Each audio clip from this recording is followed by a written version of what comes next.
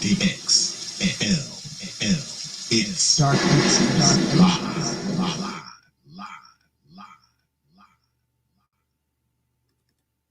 A Prophet of Thought series exclusive.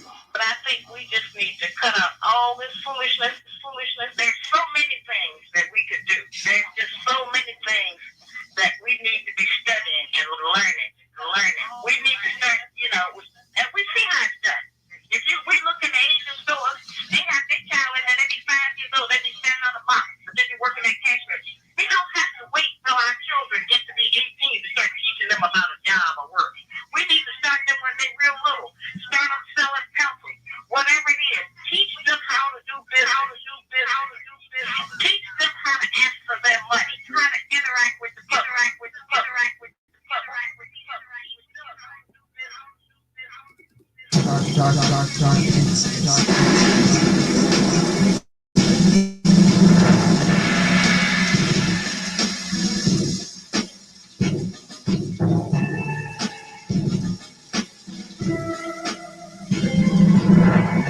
Think about this.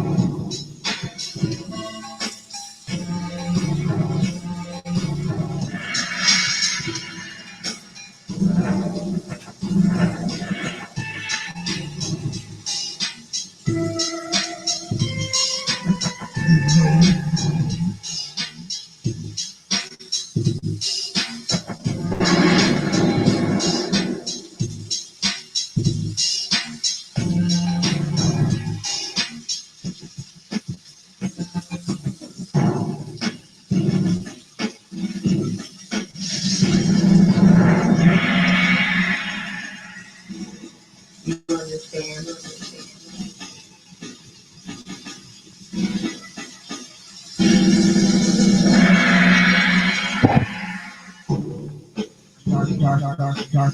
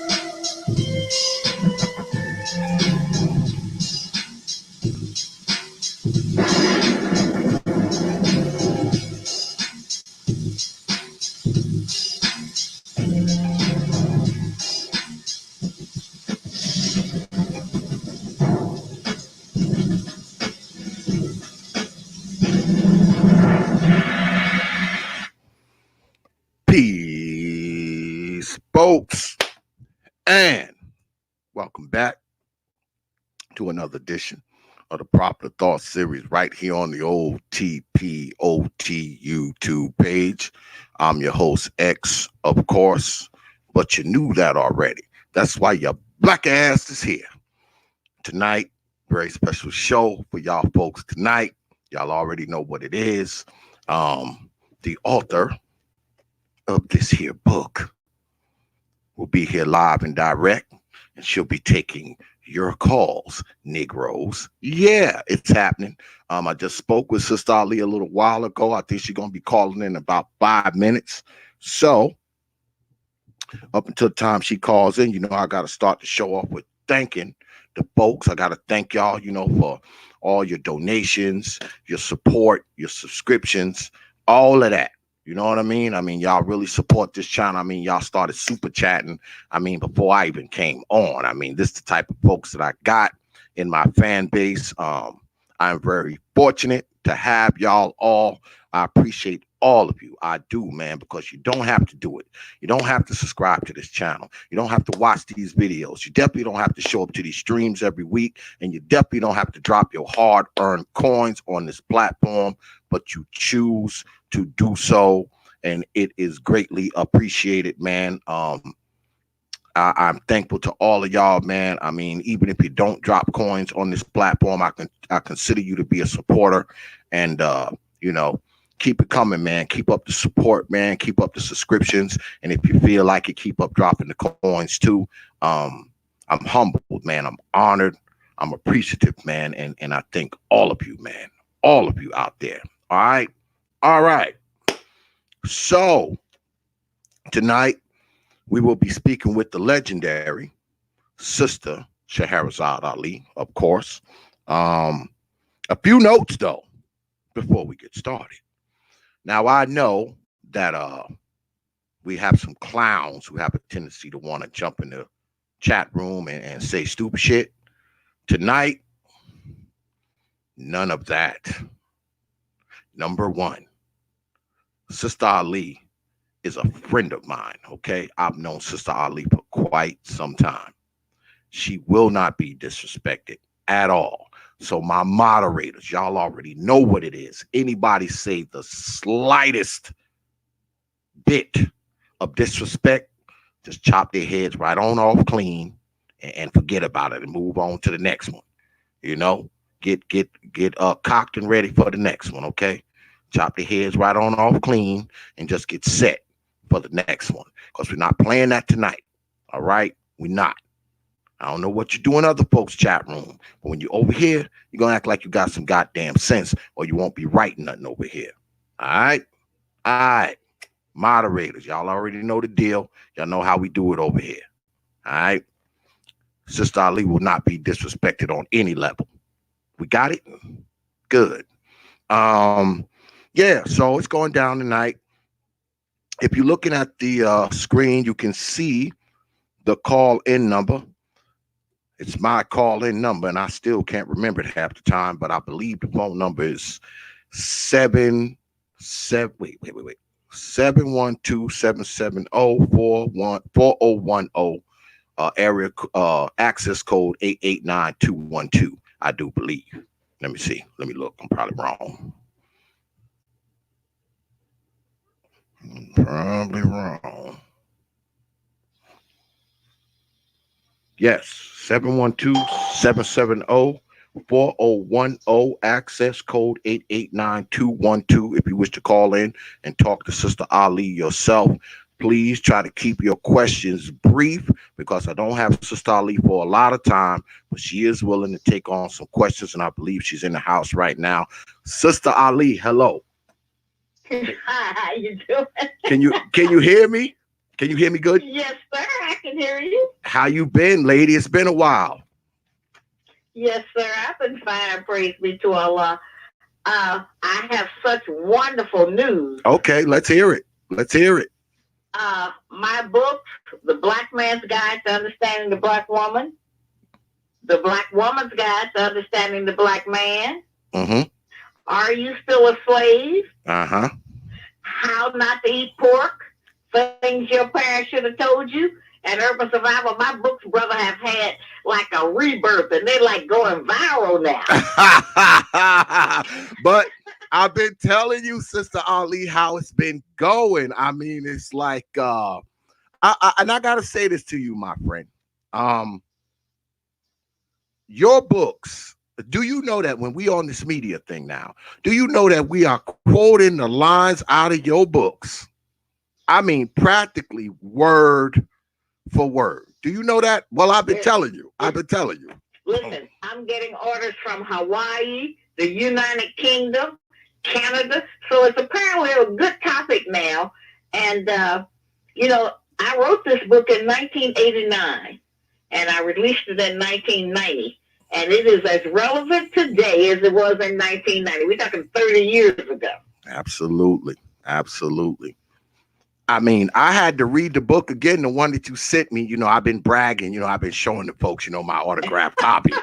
I had to read it again because I read it when you first wrote it. But, I had to freshen up on it, and like I said, I had to show the folks, that I had my own autograph signed copy with a note inside of it, Well, I think what I'm doing now, I think what's happening is that I'm dealing with the children of the parents that I tried to reach back in 1990. Now I have their children, and they can't get along with each other. They didn't see it. They didn't learn it. They don't know how to do it. And so they've gotten very interested because I think this is some of the first writing that they've read that actually address the issues that they're dealing with. That's right. And so, we're doing that. But what's interesting right now, I think, for all of us, especially the old heads out here, is that they're all involved in this political thing about politics. Politics means policy. And we're not setting any policy. And we should have been studying and working on this instead of every 4 years or 8, whatever it is, when they're going to elect a new white man president or a new black man who represents the white man president. Whatever they're doing, it's not a priority for us. All of them have been the same. There is no difference. Voting has not stopped one person from getting killed. It has not saved one black person's life. It has not made any progress for us in this so-called voting thing. And we have been doing it since the 50s now, trying to fight for this. And they tell us all the time, well, our ancestors, our people died for us to have the right to vote. Well, they died for the wrong thing, which we do every day. So it's nothing new that we die for the wrong thing, because this has not benefited us in the way that we think. It doesn't matter what white person gets in there, they're not for us. And it doesn't matter what black person in there, they don't have the clout or the power or courage to carve out anything for us. And so I think that it's just a waste of time unless it's local. If you're voting for the library, if you're voting for local taxes, the dog catcher, or any of those kind of things, then that's okay, because that's a local thing in your town. But when it gets any bigger than that, we don't have nothing to do with white folks' politics. Exactly. But, do you find that, I know this might have been a thing, back in the day. Do you find that has it gotten worse now, or is it the same in your opinion? Has it gotten worse? Oh, no, it's gotten worse. Another problem we have, brother, is that every generation wants to start all over. We don't deal anything with history, not even contemporary and recent history. Okay? We think history is something that happened 500, 400 years ago or 5,000 years ago in Egypt or Kemet. We think that's history. No, history is yesterday. History is this morning.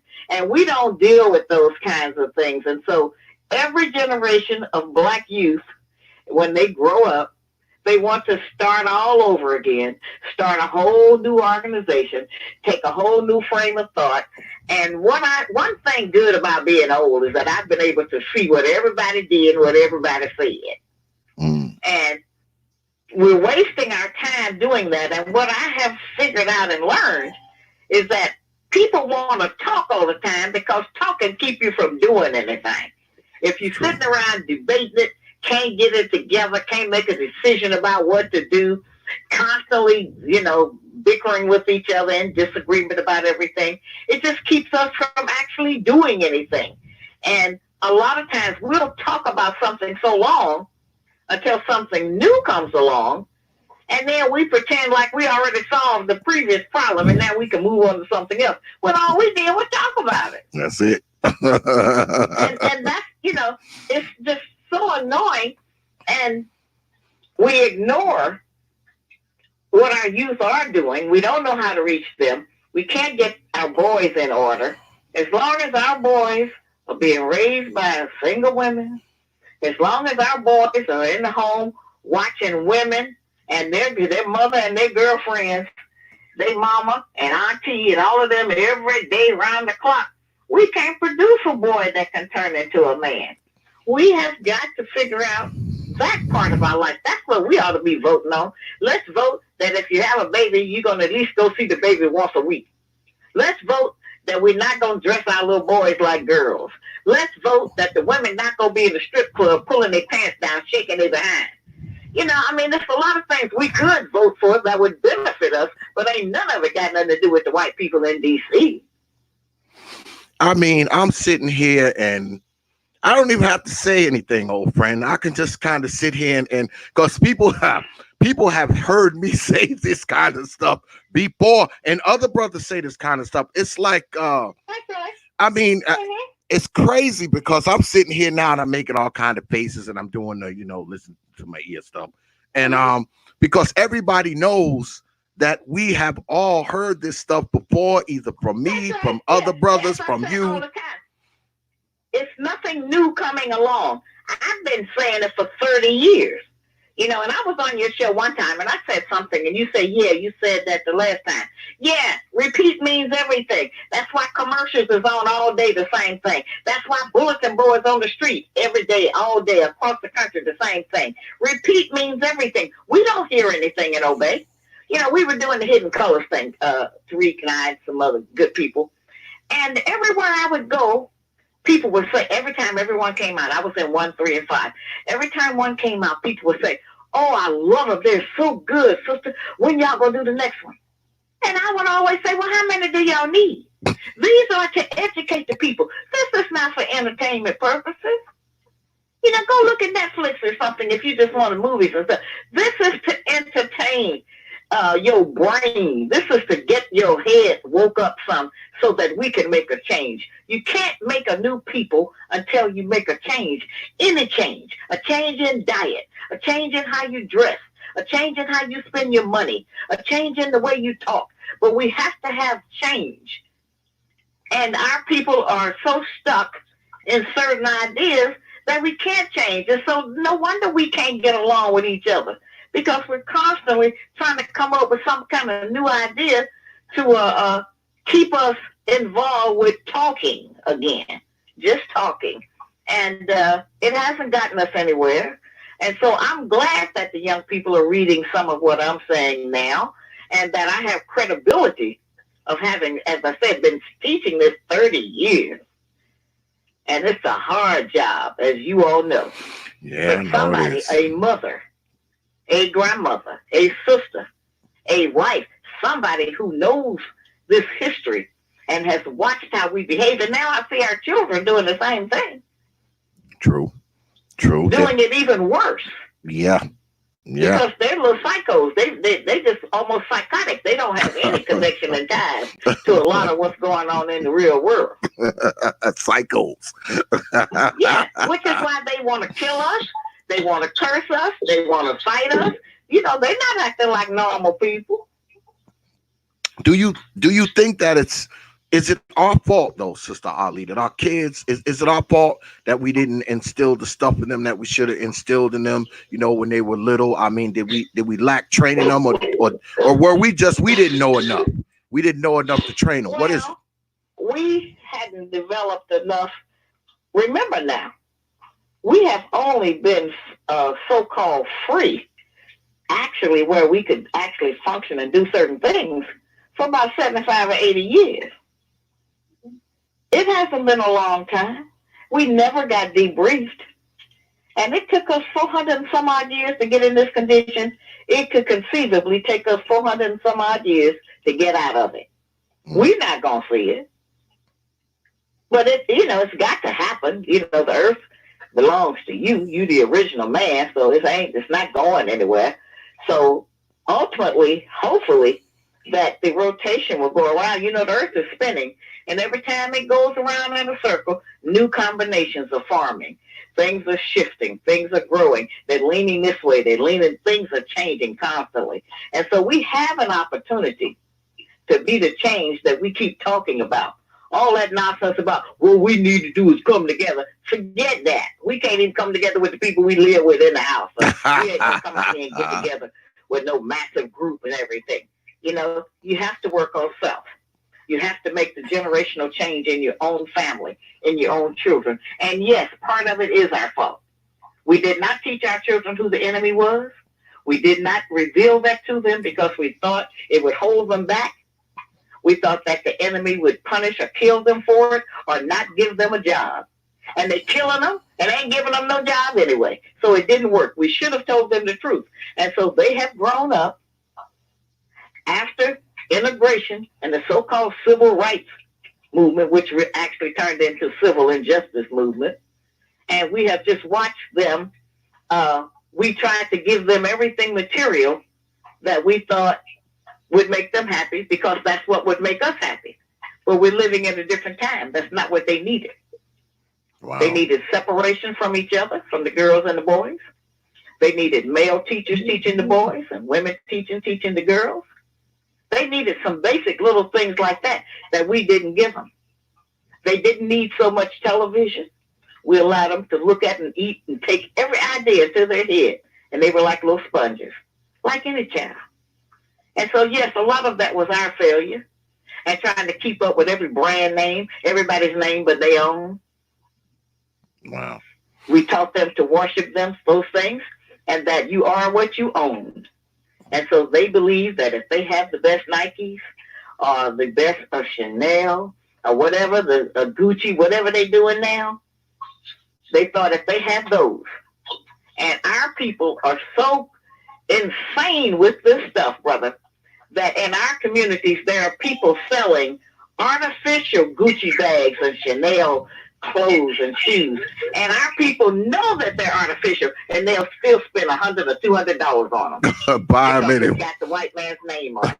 Buy them anyway, even though they know they're fake. And they know it's fake, but they want to have that symbol because we believe that we are what we own, and so we have our Gucci, then we big time like Gucci. Wow, man. And those white people hate us. We just represent a market. In fact, some of them wish we wouldn't even wear their stuff. It's crazy. Let me ask you something, Sister Ali. I've been wanting to ask you this for a minute. I want to wait till the night to ask you about it. I am calling again now. We often. I am on the line. I want to wait till the night to ask you about it. Okay. We're getting an echo from somewhere. Yeah. Ask her why she told black men to beat us. What? Who is this on the line? Ask her why she told black men to beat us. Who is this on the line? What? Who is this on the line? Ask her why she told black men to beat black women. To beat black women? Let me address that. I'm about to hang up on. I'm about to. Oh, wait a minute. You gone. You're gone. You're gone. You're gone. We ain't gonna have you calling Sister Ali a bitch. You out of here. Yeah. You out of here. Well, what happens is that the things that I teach, they put such terror in the hearts of our women and men sometimes because we have been so damaged with our understanding. And so in 1990, 30 years ago, they found one line in my books that they could use to dismiss all the rest of it. Mm-hmm. Now, we have ate every idea that the enemy has given us. We have believed every falsehood. We have accepted every misdirection and done everything that they have told us to do that would help destroy us. And haven't complained about it hardly at all. That's crazy. But that one thing in my book, there was at one time in 1990 when I was making a suggestion, the same one that the Red Cross still use, that when a person is hysterical, that you might have to, grab them or slap them in the mouth. Well, they have used the open hand slap in the mouth thing against me for years, but that's only one sentence in the book. What about everything else? And I didn't tell black men to beat y'all. I told them to stop beating you, stop stomping you and kicking you and using his fist to bust your lip and give you a black eye. I asked them to stop doing that. So that sister that was just on here, she don't want to deal with the truth. She want to pick out one thing and use that to dismiss everything. And that's not how you do it. That's not how you learn, and that's not how you change. Well, let me ask you. So now we can move on now. Yeah, okay, let's move on. Let's move on. Always go find that because they do not agree with what I say about men and women. See, I didn't set up my screening because usually I can do some screening before they call in here, but I didn't have time to set all that up. Okay, it's all right. Brother, now I've been out here 30 years with this. I know how to handle it. Yeah, I know. But I don't play that mess, Sister Ali. You know me. We ain't tolerate no disrespect up here. Culture. That's all right. And for now, hold on, brother. Hold on. Because I need to say this. Okay. If you come up here with that disrespect nonsense, you're getting cut off. So don't waste your time. I'm just gonna cut you off. That's it. You want to ask a decent, respectable question, you're welcome to do so. But you come up here with that nonsense, I'm just cutting your ass off. That's it. All right. Who you ready to take some questions, Sister Ali? Yes, sir. We may as well get to it now. Yeah, might as well get to it. 213 area code. You got a question for Sister Ali? And remember, I got my hand on the cutoff button. Go ahead. Yes. Go ahead. What's your question? What's your question? You talking to me? Yes, 213 area code. I don't got 213. So is this me on the line? I'm asking for 213. 213. Okay, can you hear me? Can you hear me now? Yes. Okay, thank you, Peggy. I love you, Sister Shahrazad Ali. Your book was one of the most influential books in my life. All right, so God bless you. All right. Now let me ask you a question. The biggest, about the same time as your book came out, a little bit before, but it was Dr. Frances Cress Wesley's ISIS Papers, and I liked her book. But one of the problems that I had with her book, when I read her book, is she introduced the concept of what we now call the system of white supremacy. And at the time, I questioned whether white people could put racism and myths of white supremacy into systems and institutions, or whether the racism and the white supremacy was in the racist and the white supremacists. What's your take on that? Can white people wield racism, or is the racism in the racist? Is the white supremacy in the white supremacist, or is it in the institution? First of all, I love Dr. Wilson. She was just a wonderful speaker, and she really, was a great writer, and she was just a wonderful woman. She had a lot of insights, but she didn't introduce white supremacy. Okay? The white power structure and white supremacy, that's been out since 1958, 1959, brother. We were talking about that then. Okay? And I think that what we have to accept at some point is that the Caucasian cannot be redeemed. There is no redemption in them. There's no pity in them. There's no apology in them. And it's innate in them. Just like you are of God and in the image of God, he is in the image of evil. And this is just really how it is. And we keep looking for some redemption. We keep waiting on him to be redeemed. We think we can shame them. We think we can love it out of them. I mean, we've tried many things for the past 75 years, as I said, and none of them have worked except getting as far away from them as you possibly can if you want to live. Okay. And I want you to speak to the concept, because what we're seeing so much, if in fact we do separate from whites, right? And we have to define that, because we could all move to Black Wall Street or Rosewood, and we're not really separate from them. We're just in a place where we're all together, and then they know where to send the missiles and the bombs.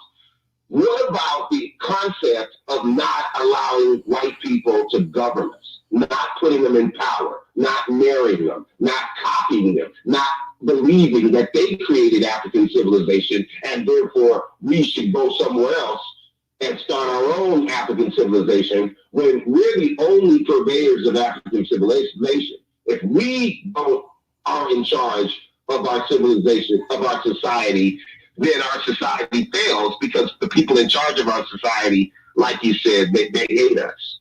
Is the solution? Yeah. I think that brother should have you on, because I think that those insights that you have, you might want to share them. Not him, Sister Ali. Not like me, Sister Ali. I don't think we should leave white people in charge. RBR, you need to stop it, RBR, stop it. You've been on my show like 4 times. Stop it. Move on with this.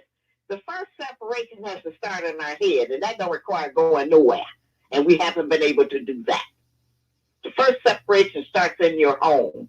Starts in what you teach your children, what you allow them to be exposed to, how you define things that they're exposed to, the explanations you give them, the boundaries, all of these things. So the first separation has to occur first in your mind. And then we can pass that on. There's a lot of people in America who do not practice Americanism. It's a lot of people that have different standards, down to their diet, to their wardrobe, how they live, what their priorities are, to how they spend money, to how they raise money. It's just so many different ways that we can do a separation. We could do a financial separation, which would really help us, but we're not willing to do that because we want to buy and have all of the things that the Caucasians and the Asians offer to us. And so it's very difficult, as I said, to raise a child that has not been contaminated with a lot of the ideas. When my children were small, as an example, I had 3, but I helped raise 12. When my children were small, I would let them look at the cowboy movies. And I would teach them to root for the Indians. And so when they would have, all of those things, they would always make the whites so sympathetic, and it was so terrible they were being attacked. Well, I would teach my children to say, get them, kill them devils, get them, okay? And I would put them on the Indian side. They didn't have any of the Christian holidays, no voodoo, none of that, no Halloween, none of that nonsense that we have in our home. And so I look at my adult children today who don't deal with any of that. They ignore it. They taught their children what I taught them. And that's how you make a new people. We're not going to make one, as I said. That brother, he sounded real wise, but it's all of that kind of deep dialogue that we keep sitting around talking because we want to hear it and don't do nothing. Because the way you have to start to do something is in your own tribe. That's in your own home, around the same people you know. That's where the change has to take place. As I said, it ain't going to be no big mass conglomeration. When it gets to forced unity, where we all do come together, because not getting along is a luxury between our men and our women, between our families and everything. We can afford not to get along now because we're not dependent upon each other for survival or food or water or shelter or any of those things. But when the time comes, and when the civilization changes, and it is going to change, when that happens, we're going to get along, and a whole lot of the issues we got now, it's going to be miraculous how they just dissipate and disappear. We deal with so much nonsense on a daily basis that has nothing to do with survival, because we are trying to normalize our captivity. We're trying to constantly make excuses and give ourselves reasons to say, well, it's okay. Well, we're going to move on. Never again. Till the next time. Exactly. You ready for the next and so, caller? We have heard all of this. And so that's, as I said, repeat means everything. We've heard a lot of it. I don't have to change my lectures when I go out from 1990 to 2020. Okay? Because we are in the same condition. In fact, we're in worse condition because now we got these little savage children we're trying to deal with. We didn't have them 30 years ago. The children were more in order. But all of that has gone to hell. Public education has failed. We were taught by the black people then, we need our own schools. You never send your children to the enemy to be educated. We have got to change our diet. We got to this, we got to that. This is no new information. I keep saying there's nothing new coming down the pipe. This is it. And if we don't choose between some of these things and start trying to make these changes in our own life, lead by example. Since everybody want to be their own leader. All of that. Oh, yeah, we was kings and queens. No, we weren't. Everybody couldn't be a king and everybody couldn't be a queen. You had regular people who had to be the villagers. Exactly. The regular people who had to live in those different townships. Well, most of us are those regular people. Well, the church is not salvation for us. That turned out to be a pimping game. Well, if you hear people ain't just in the church. If you hear people talk about it now, though, Sister Ali, they claim we were all kings, all queens, all royalty. Yeah. All of us was. Every single one of us. Africa's big. Hey, Africa's big, but it wasn't that big. And everybody could be a king and a queen or what, they all block? No, that's not how that works. But as I said, those are just some of the things that we need to be trying to work on, that we just keep talking about it. We know we need to do it. We know, listen, there's a few schools around the country. Some of them are charter, some of them are private. We need to be all putting them few dollars together and contributing to those schools to make sure that they don't close, that they have the financial background they need. Umar Johnson, he out here now. He's still trying to raise money up for the little school he's trying to do. He's got a place. I think it's in Philadelphia. Delaware. And we need to be backing him. Yeah. We need to be making sure he has the money to get that school finished. If he don't have but 100 students, that's 100 that we can rely on that'll grow up and have some sense and come out here and be able to make a change in the world. Yeah. Who will have a brain that'll be open enough that they can go back to being the creators that we are. And that they don't all come out of school wanting to play basketball, football, and rap. Well, he was on here. Umar was on here a few months ago, like right after he got to school. And I got to get him back on too, so he can come on and talk about it. And well, he's a big talker too. Like I say, I like Dr. Umar. I've been knowing Dr. Umar for a few years. I like him. I want him to finish that school. I want him, see, the thing about being out here with the public, brother, is that it struck your ego. So when you look out there and you got 4, 5, 1,000 people, 500, 700, whatever people clapping and standing up and applauding for you, you get tied up in that. He need to go back to Philadelphia and set up and start trying to get some of that done and raise some money from there. He ain't got to be on the road all the time. He need to go home and get his job done. If that's his calling, then he need to go do it. Because we need that. We need that much more. We need him going around all these stations talking. We need him to go back and do. Yeah, that's true. While he's young, he needs to go and do it. It's true. Because it's amazing how fast this time goes. And then he'll be looking up, and it was all a good conversation on paper, and they will not have a school. And as I said, we need one of us to find out what are those black private little schools around the country. Because we need to have a list of those where people can donate, give, put in their will. Yeah. We need that kind of support for each other for what the little we do have. We don't have but a little. But that little that we have, we need to be fostering and taking care of it. Look at these white people institutions. They donate their cars. They donate their houses. They donate their money, their insurance. They do everything to keep those institutions going. They build a library, Each of these little Christian churches, we got 10 on every block in a lot of places. All of these little churches need to be required to educate one black child every year. They need to give a scholarship to one black child every year. More than one is possible. But that's what we need to be doing instead of buying the minister a 65-inch screen color TV and a BMW and sending him on a vacation to Paris. We need to put that money into our children. And that ain't because they our future, they their future. It's true. And if we want better for them, then we have got to do better by ourselves. Or we leaving them with nothing. And as I said, they'll be out trying to start all over and figure out how to deal with what we already know what's going on and how to deal with it. That's true. That's true. You ready for another call, Sister Ali? Yes, sir. Yes, sir. I said we were going to do that. Yes, sir.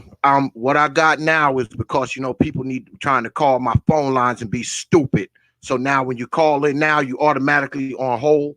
So don't think that I'm ignoring you. I got the whole board on hold. So I'm letting you in one at a time because it seems like, can't just let you call in freely because you act like fools. All right. So wait your turn. I'm going to try to get to all of you. Okay. Okay. I think this here is my man. Let me go ahead and open this up. Is this my man? Brother RJ? Brother RJ? Hey, what's up? Yes, sir. Yes, sir. How we doing? Hey, what's going on, man? You got a question for Sister Ali? What's good with it, man? I do, brother. Peace to you and good evening. Thanks for having me on. Peace to you, Sister Shahrazad Ali. I can hardly hear you. Okay, is this better? Yeah, that's a little better. Pardon me. I said peace be upon you, and thank you for your work that you've done over the years. The reason I'm calling in today is because I'd like to know, have you ever considered perhaps introducing a revised version of your classic book, the Black Woman's Guide to the Understanding the Black Man? And the reason I ask this is because, or even vice versa, either one of those two. The reason I ask is because I'm a millennial, and in my generation, with my generation, we are seeing a tremendous collapse. There's a gang of lesbianism going on. Hypergamy isn't being practiced correctly, and it's gotten so ugly.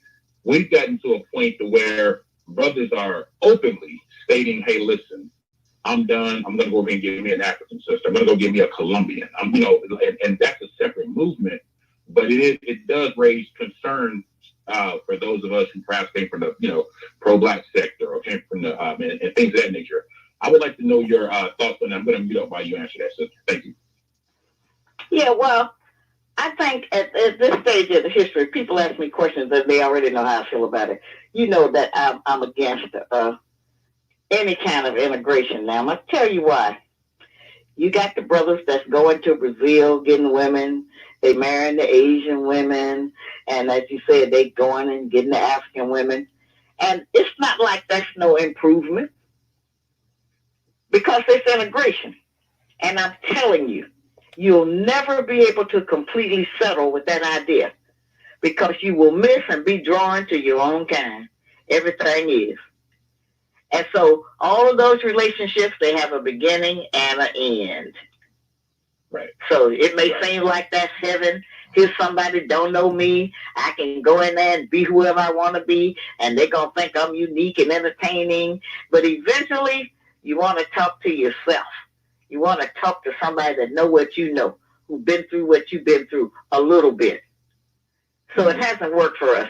And in regard to the lesbian and the whole homosexual agenda and that process,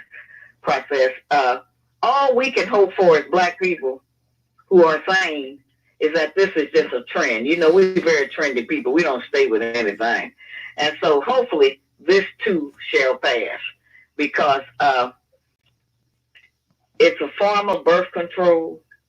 It's something that was practiced to infect the people with different ideas. We hear so much about love is love and people want to be with each other. But the actual fact is that nobody ever talks about what happens when those people have to go to the hospital constantly for ruptured rectums and all of these other kind of problems that they have that don't get mentioned.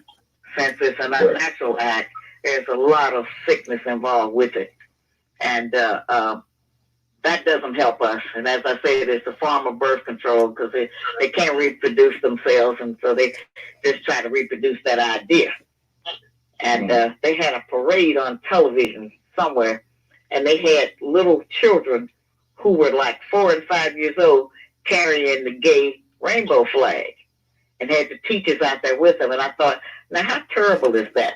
Because our children are subject to that same exposure of those same things, and they're given ideas, and the children are very impressionable, and they take on different ideas. Or even if a person thinks that they were born with those certain ideas, then we have to look to the diets. We have to look to the genetic mutations. We have to look and, try to get some understanding about why it's like this, and why is it that in our society, if a child grows up and says, I just invented something, I want to be a doctor, he might get a certificate. But if a child comes out and says, well, I want to come out and say that I'm gay, then he gets applauded, welcomed, and admired, and they act like it's the greatest thing in the world. Obama and them did that. It's the greatest thing in the world for somebody to come out and say, hey, I'm gay. Hey, I like to take it up the rear. Any kind of ignorance that you can think of, And then we have decided that those things are something to be admired and welcomed, instead of saying, this is just another example of the destruction, self-destruction that we're putting on ourselves. So, okay, we can go to the next question. Okay. In closing, brother, I come back to this. This is a real brief one. So, in closing, Sister Ali, thank you for answering that. Just from your estimation, what do you predict with the Zennials coming up and now Generation Alpha, and with the core of with black male and black female and black American black male and black female relationships? Seems like we're just basically not getting along, right?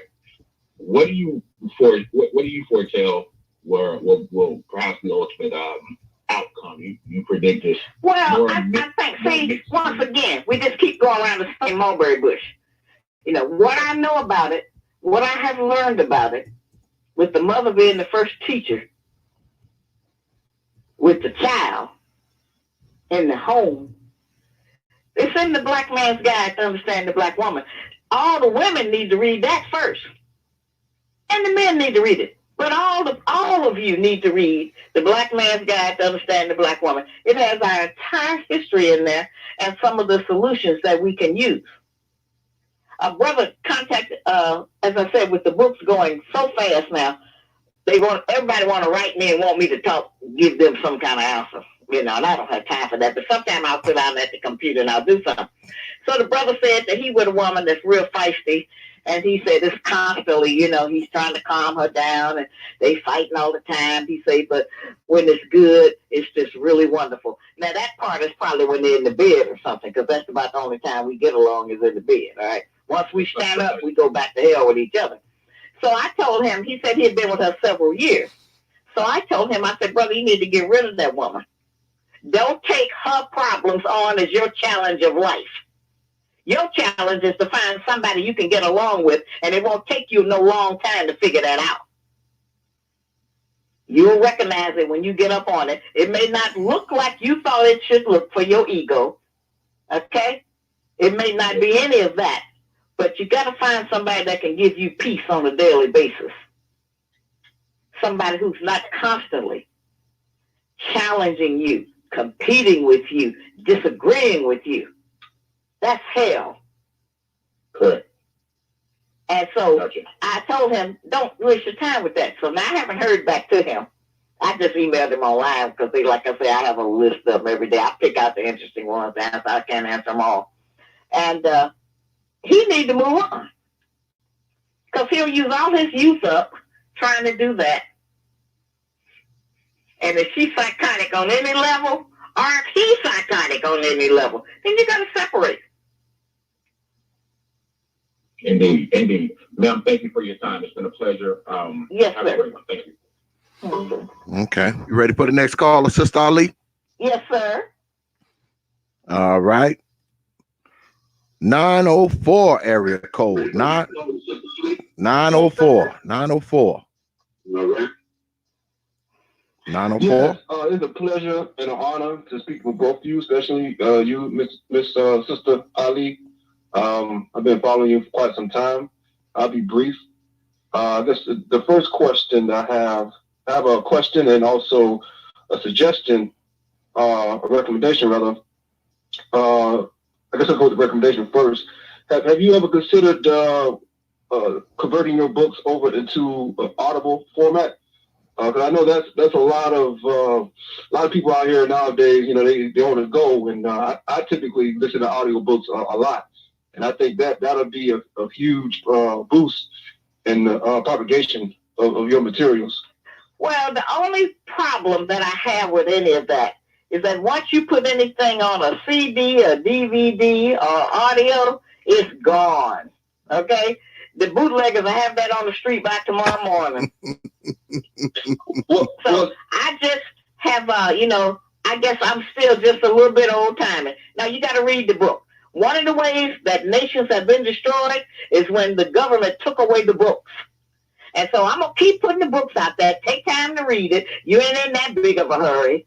You know, we talking about the salvation of our people. And if we got to put a little time in to read that actually word by word, then, brother, we have to do that at this point. Everything is convenient, and we listen to it or look at it and forget it. And we're not going to ever go back to it. You get that book, you use it, you highlight it, and you go back to it when you need to and refresh your brain. And I think it'll help us better that way. So, no, I'm not going to put it on audiobooks. Gotcha. So I guess I'm going to my question. In your opinion, is it possible to reform the hood mentality, or should we approach this mentality with a scorched earth policy? Oh, no, we can be reformed. I said the enemy can't, but oh, no, we can be reformed with the right information. We can unthaw all of them frozen brain cells if the right words go into the brain. It ain't nothing we gonna sit around and make up ourselves. It has to be some type of a program that will penetrate some of what's happening. That group that you're talking about that we want to reach, they would have to be separated at least in a camp or something for 30 days or something, just kind of like rehab or something. Right? We have to get them away from everything that they're familiar with and take away all of their clothes that have emblems and signs on them and put them in some regular stuff and take away all the symbols that represent this society, and then have some men come in there to try to teach. And the same thing for the women, have some women come in there. You know, that's the only way. As I said, it's no escaping separation. You got to pull them apart and put them someplace where they can relax, first of all. They're not going to relax with girls around. The boys are not. And they're not going to relax with a woman teacher. And they're not going to relax with the same music and all of that penetrating, going into their head day and night, programming them. Wow. And well, so, I really appreciate we the can time. reach them. But it's going to take, once again, it's going to take some pooling of the resources and some money. And, you know, we really want to talk about this, but unfortunately, the enemy has taught us to distrust each other so much. Once we come up with $1, then we'll just start fighting about the money. We'll forget what the project is. So it's very difficult. Well, sister, again, I really appreciate the time. And Yes, I just wanted to suggest another modality of getting your message out there. You know, whether it be audible, whether it be written word, or whether it be on YouTube. I just think, you know, the more modes that you have out there, the more methods of putting that message out there, the better. But I really appreciate your knowledge. I'm doing what I can, and I want everybody else who thinks that they can do something to do what they can, so that we will have all the resources available. And in the reason for, if I just had this or just had that, I might could get it. You know, I'm not trying to do all the modalities. I'm doing the one that I specialize in. And as I said, it may be old-timey, but this is how I choose to do it as an artist. And this is what you got to go through if you want to get this information. Nothing is completely understood. Nothing is easy. Thank Thank you, brother. All right. Thank you for your call, brother. You ready for the next one, Sister Ali? Yes, sir. We got time for about one, maybe two more, and then I'm out of here. Okay. Let me see. 860 area code 860. You there? 860. Going once, going twice, gone. Next caller. Area code 501. Area code 501. Yes, peace. Turn me off in the background, brother. Turn me off in the background. Oh, okay. Sister Ali, you ain't right. Blessings to top of the top. Hey, what's good with it, man? I'll put on pause and back to home a second. Yeah, peace and blessings to you, brother prophet, and to honorable sister Shahrazad Ali. I have this question to ask. Due to the certain LGBT agenda pushed in the media, and also to the Black Lives Matter movement, sister, do you believe that there's a propaganda war against black manhood and black masculinity that's being pushed in the streets today? Only for about the past 545 years. Amen to that, sister. That's how long since we set foot on this shore, since 1555. You know, there has been a war against you because you are so great and so strong, so creative, so wise, the best, the wisest, and the most beautiful. And you're hated for that. Yes, sister. Because the person that's here in charge is weak bones, stale face, diseased, pale, and unable to create anything. He can only steal what you create. Yes, that's right, sister. I remember that's so related to a comment I made in one of the Breakfast Club's videos, to where that before black people need to learn about politics, they need to be psychologically educated. Well, we all got a lot of solutions, brother. Yes, because that reminded me of a question that my niece asked me about a few years ago. You know, she asked, Uncle Lee, what do I need to do to realize my own divinity as a black woman? And I answered this and said, well, first you're going to have to get that white Jesus out of your head. And I learned what Master has taught us. That's the first step. Well, so as black people, we reject everything from slavery except Christianity. We insist on holding on to that as if the slave master didn't make that up and give that to us to control us. We want to reject everything. We want to hold on to that. Yeah, that's so true. Because I look at it. Let her read The Black Man's Guide. Yeah, because I first read that book when I was 21 back in 1990. And I know it changed your life.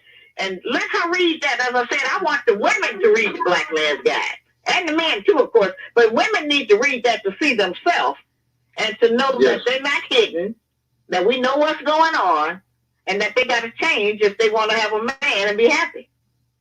That's so true. Right now, we have our young girls, all we have done is taught them how to look good. We ain't taught them how to be good. We just taught them how to fix themselves up to attract a man. And our young women think that the sum total of a relationship is to satisfy a man in bed. They're not taught anything about how to be a wife, a mother, a woman, or any of that. The whole thing is just based on sex and looks. And that's just not enough to sustain an entire society. Yeah, that's why people be unfortunately more addicted to the symbol rather than the substance of relationships. I just explained that about that. That's in regard to the clothes and everything else. So that's what, let her read that. And the younger a girl is who reads that, the better she'll be able to make changes. Because, see, once information go into your ear, into your brain, you are responsible for that knowledge. You don't have to say you believe it or disbelieve it. But once it goes into your brain, it's in there. So let her read it. That's what makes you required to live it, right, sister? That's what and that's what gets you into being required to live it.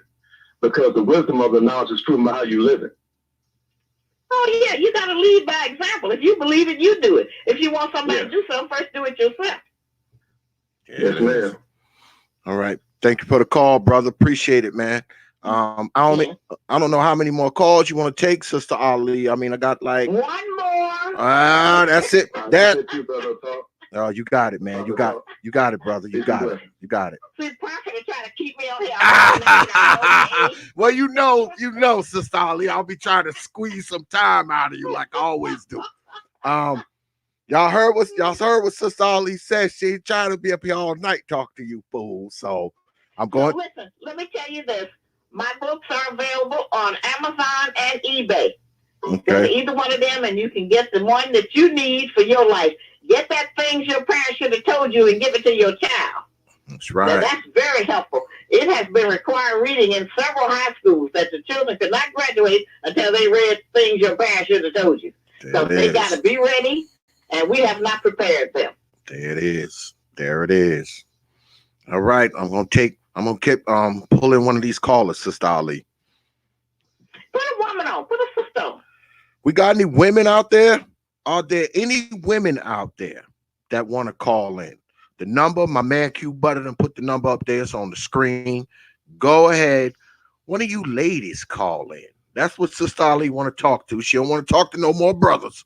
So, ladies, call in. The phone number is 712-770-4010. That's 712-770-4010. Access code 889-212. Come on, ladies. Call on up in here. Come on. Come on. That's what you want to talk to. I ain't got it for much longer, y'all. So, well, we just want to hear, what some of the sisters can contribute. Well, see just what? Like we, listen to the brothers. This is what I think it is, Sister Ali. Like I've been telling you over the course of many weeks, they have said that you have made a lot of us men be the way we are, take the outlooks that we take as far as women are concerned. So in a sense, they have blamed you for the new view.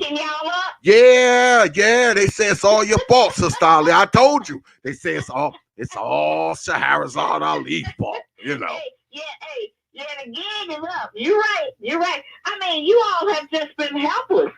And my book is just a drop in the bucket, but at least it gives you some insight to what you're dealing with. There it is.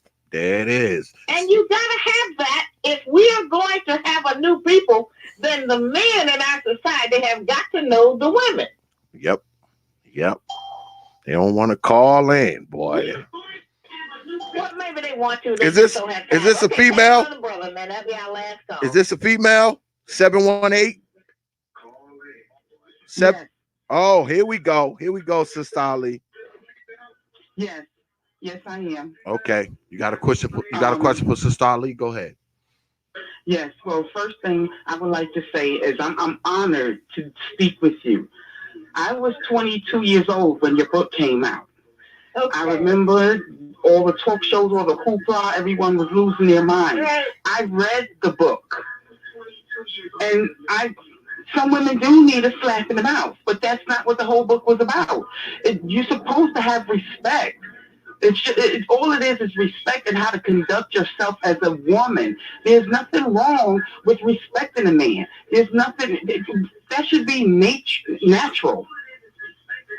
Well, and I raised before the cycle got interrupted by the enemy. It was natural, and I've lived by that. When I read that book, I was like, you know what? This is so true. And I raised my daughter like that.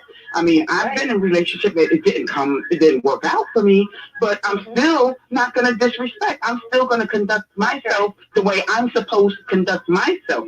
I'm not perfect. I have faults, but I'm always going to respect a black man. If you can't respect him, you don't need to be with him. You don't disrespect. Well, even bigger, sister, and I certainly thank you for calling in. Even bigger is that if we don't respect him, ain't nobody gonna respect him. How about that? See, he's beat down. Now, we don't know what the Chinese woman feels about her man. We don't know what the Puerto Rican woman thinks about her man. We don't know about none of those other people, those women, what they think about their man. Everybody know what we think about the black man. Everyone. We tell it. We put him down every chance we get, and we talk about him to everybody. So we need to stop that, and that's what the book is saying. We got to pull back from that. I just handed my son-in-law your book when the program just started. I just handed him your book, Are You Still a Slave? And it's funny because we were just speaking about you last week. I said, you know what? I don't know how it popped into my head. And I was like, you know what? Women don't have any respect. And I was like, Sister Shahrazad Ali, I remember back in the day, she wrote the books. Everybody was going crazy. And, and then I went online and started looking you up, and we were sitting here watching videos. And then here tonight, you're here, and I'm here. I'm honored. You prayed for it. I'm so honored. And you're teaching us right, and people don't want to know the truth. Black women need to get in line and get it together. We really do. Ma'am. Thank you for your call. Thank you. There was one. What we're dealing with, Prophet, is our women. We have lost our femininity. Mm-hmm. We're not acting like ladies no more. We're not sitting like ladies. We don't stand like ladies. We don't dress like ladies. We just out here raw, which is what the female does when she is separated from the dominant male. Okay? This is true. We have become dominant over y'all.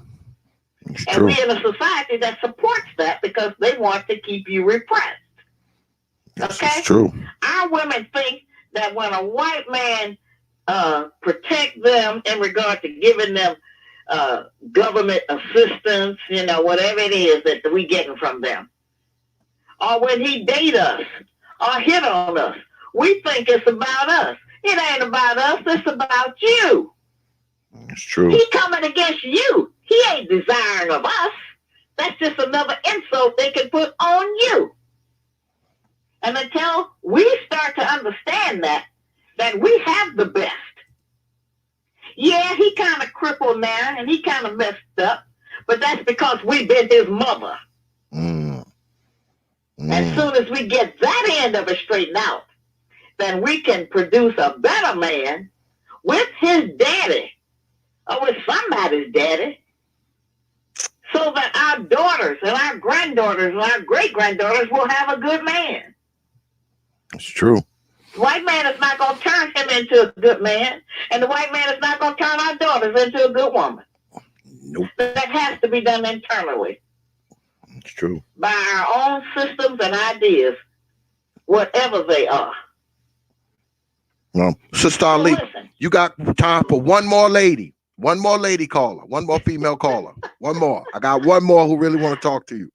You got time? All right, one more. The last caller, y'all. Area code 216. 216, you on the air with Sister Ali. You there? 216. Hello? Yeah, Eric. Yes, I'm here. Go ahead.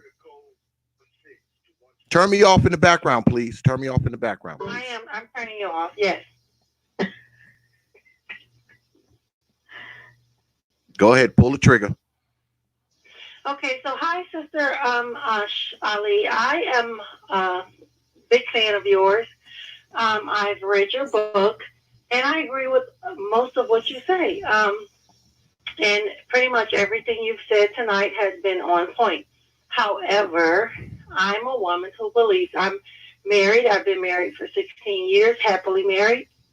And I do believe that all men are polygamous, contrary to what a lot of people who know me believe. However, I believe that there are polygamous women as well. And I'm also a woman who believes that if my husband ever decided he wanted another wife, I'm going to need another husband or two. Now, that's not a joke, and that's not the way it works. I'm sorry. Well, I know you said people... You understand what you're dealing with, but you're absolutely right. There is no man on no continent, on no city, no state, no place on the earth that we live on that only love one woman his whole life. It's just not non-existent. Yes, ma'am. I agree. And there also is... But you're not going to ever be able to have another man, so you could just cancel that nonsense. That doesn't work in any society of a substance that we have built.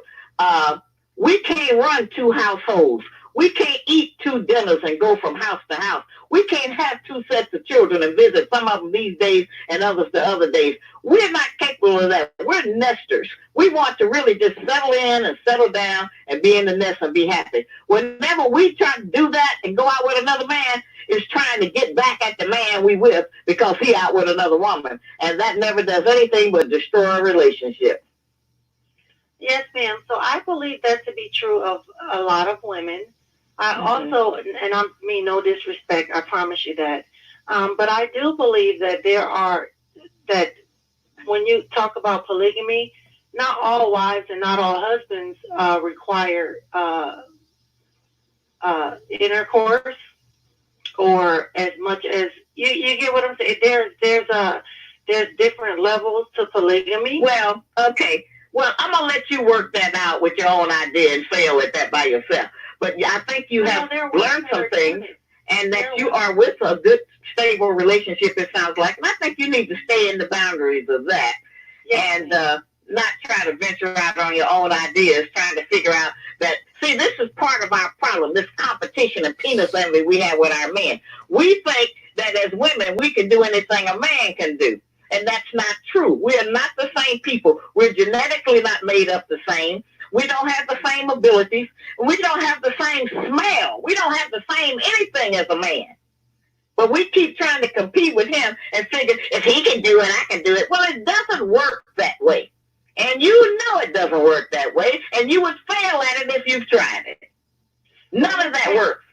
Yes, ma'am. I respect. I'm not going to debate that with you, and you can respect me or not. I'm telling you the truth about something, you know. But anyway, Prophet, that's our last call. I'm getting ready to go. I'm not going to entertain that nonsense, and I don't want to put that out there confusing more women thinking that they can go have another man because their man got another woman. The capabilities of men and women are different. Yeah, that's in the book. Until we accept that difference, we're not the same. We're not the same. One more call, Sister Ali. One more, because I got a person that's. One more. I gotta go. I ain't gotta know it. I knew one of them kind of people would call in. It never fails. Well, you know? What I'm gonna do the next time I have you up here, I'm gonna have my screener up here. So if they talking crazy to my screener, they're not even gonna get through. You know, I wasn't able to set up my screening and all that stuff tonight. She wasn't talking crazy. All right. But she was just talking irrational, and I was trying to explain to the greater audience that idea doesn't work. Now, emotionally, as females, that may be how we feel. If he's doing it, I'm going to do it too. But that's nonsense. That's not how civilizations are made, and that's not how you maintain peace or anything in the home. Yeah. Now, if she want to go out and experiment with somebody, then she's going to do that at the jeopardy and risk of herself, okay, and her marriage. Because, as I said, we're different. I've been trying to explain that difference for years. We may be both human, but we are different. Men's desires, their attitudes, and everything is different. It don't make him wrong because he's different from us. I want y'all to be different. I don't want to deal with another woman in my man. Well, it's in the book. And that's very difficult for us to deal with. Anyway, it's in the book. The Black Man's Guide off of Amazon or eBay. Get things your parents should have told you. Get that, are you still a slave? So you can find out how much of a slave are you still acting like even without a slave master. All of that heavy rap y'all got. Find out how much of a slave are you still being. Well, I'm going to talk about all your books tonight when you go off the air because you sent me the card with all of them on there. So I'm going to tell everybody where they can get them, give them the titles, all that kind of stuff. I'm going to make sure I do that tonight. They can contact me directly at my email. Okay. And that's Sister Shahrazad Ali at yahoo.com. I'll make sure I put a bug in their ears tonight. Too, but if you want to go through the white people, go through eBay and Amazon, and you can get the books. And I'm telling you, Robert, we are swamped. You know what? It reminds me of back in the day. Yeah. So, I'm very, very blessed that I have a contribution that our people can still use and benefit from. And that if that sister that called in, if they've been together 16 years? Yes, 16 years. Yeah, well, he already done had another woman. He ain't just been with her for 16 years. not be a stable relationship. But he done had who one. have had another, we have to get that straight in our head as women. Mm-hmm. We have the two choices. I keep trying to explain that. You can be the woman or the other woman. Those are the only two choices. Pick which one you want to be and stay in your lane. You can have a good life. You can enjoy life just like that. You can enjoy your man and family just like that. Mm-hmm. But stop going around tripping, looking for that mystery guy that don't exist. As I said, there is no man on no continent, on no ocean, no matter where, who just loved one woman his whole life. Mm-hmm. That's not how you are made. And we need to accept that as a truth, not as an attack against us. It's just the truth of how you were made by God in order to keep the race. Now, we're not no race. This has got to begin and end. But to keep our nation going. Mm. It's not an accident. I'm not talking about fornication and adultery and running around with a side piece. I ain't talking about that. I'm talking about men who actually love two women and who have two households that they're trying to deal with and can't never bring them women together because we are so psychotically jealous. You just can't do that part. But at least, I do know, and that he has children in both those homes, and those children need their father. It's true. If it ain't but 1 day a week, 2 days a week, whatever, all of our children need their fathers. Absolutely. And we can't ignore that part, which is a result of being with more than one woman. It's true. It's just true. So listen, I'm going to say good night to you, brothers. Yes, thank you. And you. give you the greeting of Assalamu alaikum. Thank you. And I pray for y'all's success. Yeah, and we'll talk next year. Oh, absolutely. You know I can't go but too long to have my friend on here. See, I tell people all the time, I'm like, Sister Ali is my people. Y'all don't know. Hey, Sister Ali, what you doing? Yeah. I gotta keep in contact with you because every now and then I gotta bring you on, not just because you're my friend. I bring you on because we need these kind of talks every now and then. Because see, I can just call you on the phone and we can talk, you and me. I don't have to share it with these folks, but I choose to do so because they need to hear it. I would do that.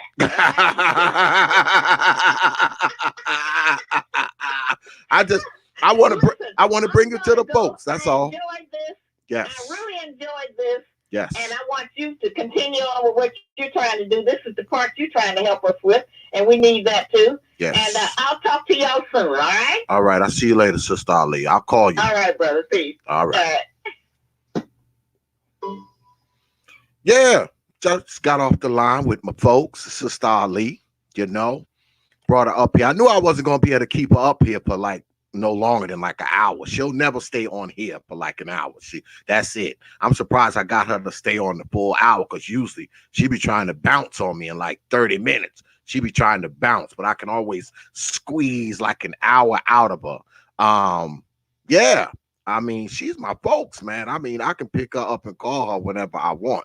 That's how me and Sister Ali get down, man. We cool like that. She sends me books, all of these books right here, like this book. She just sent me this.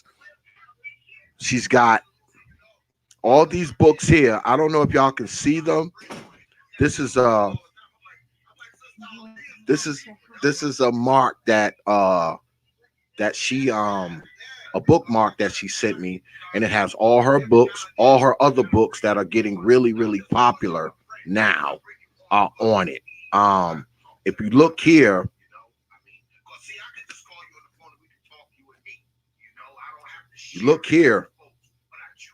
and you can see where you can get hold of all of these books, the prices, all of that.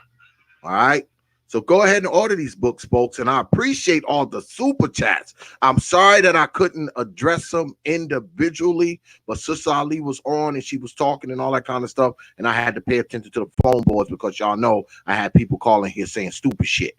And I had to monitor the phone board, something I don't have to do all the time, but it was so many calls on the board and a couple slipped through. They were saying dumb shit. And I had to stay checking on the board. So it's not like I was ignoring y'all donations or ignoring y'all super chats, but I had to monitor the board because y'all know what happened at the beginning of the show. They came up in here and they start bitching Sister Ali and all that kind of stuff. So, I had to immediately. So I had to constantly monitor. She's gone. She's gone. She's gone already. She's I had to constantly monitor the goddamn phone boards because people want to get up here and say stupid shit. You know what I'm saying? Want to get up here, and I'm not gonna let you come up here and disrespect Sister Ali. Not gonna happen. I said it at the top of the show. You come up here saying something stupid, you're gone. That's it. But the good news is this: the phone lines are still open. If you want to call in, discuss what Sister Ali talked about, or you want to discuss some other shit, feel free. The phone line is still open. The phone number is 712-770-4010. That's 712-770-4010. Access code 889212. Damn, somebody's still in the queue. Hold on, y'all. Hold on. My moderators, could you put the phone number up in the chat if you don't mind? Somebody's still in the damn phone queue.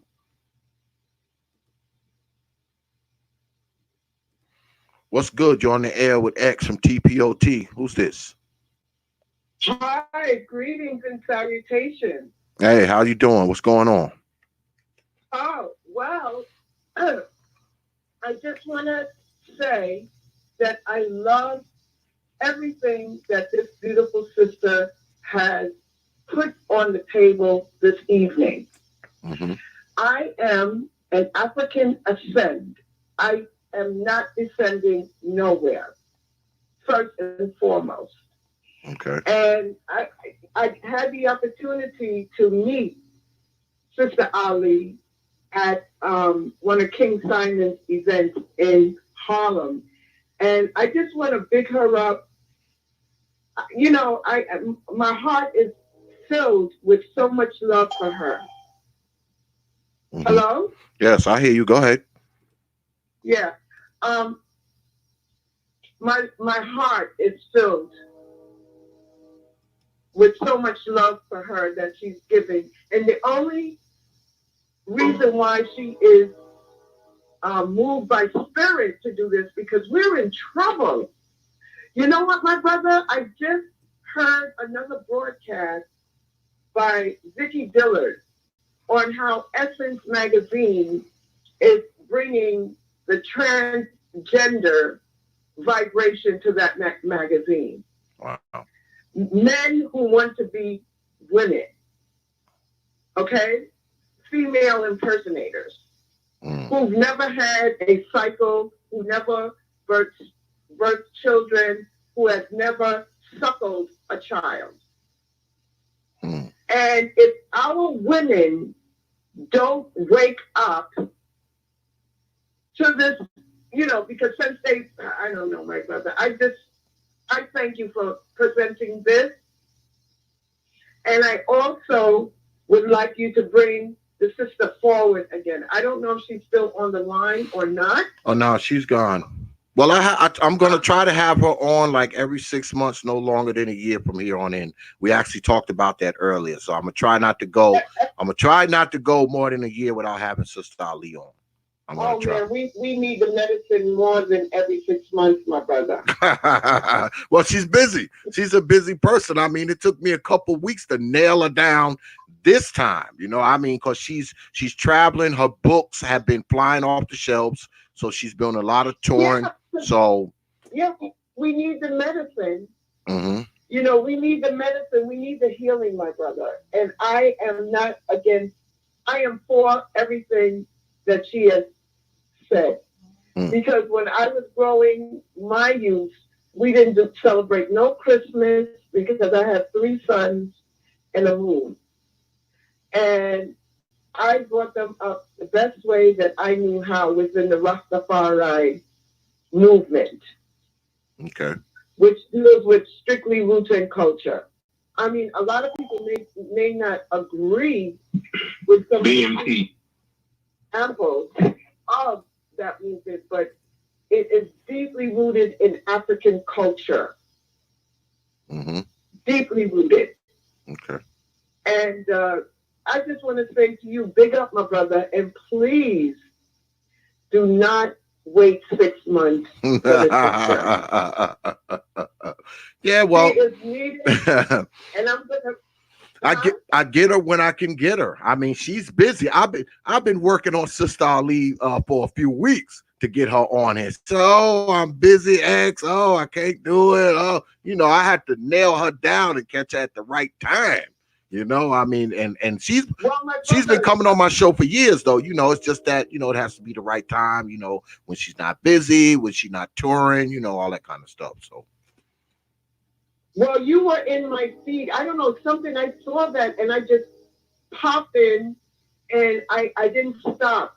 Okay. But you got a lot of powerful sisters out there, like Abundance Child from Drop Squad Kitchen. Mm-hmm. Well, okay. We may not agree with everything that the sisters are saying, but they make some poignant points.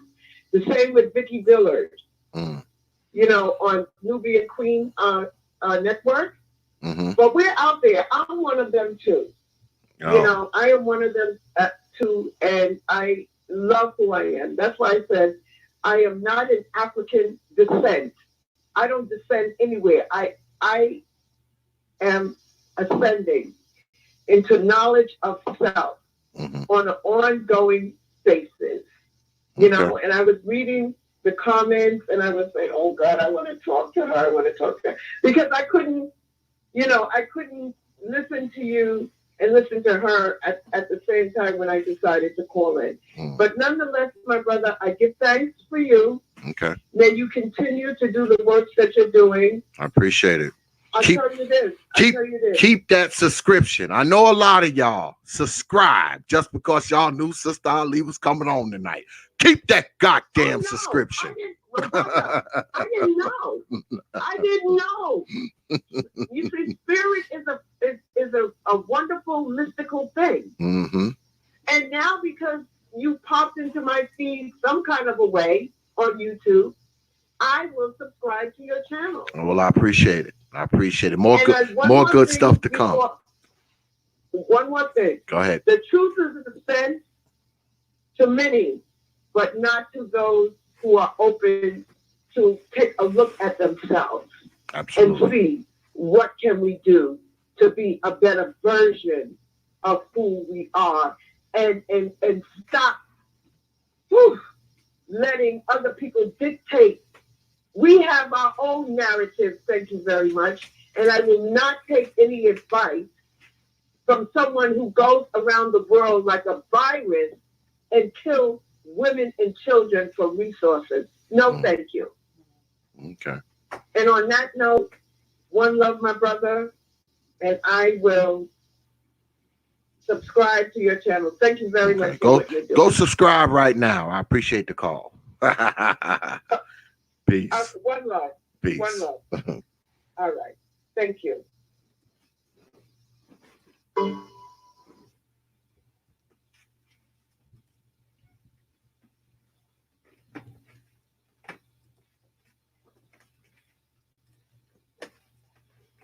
Brother BMT, what's good with it, man?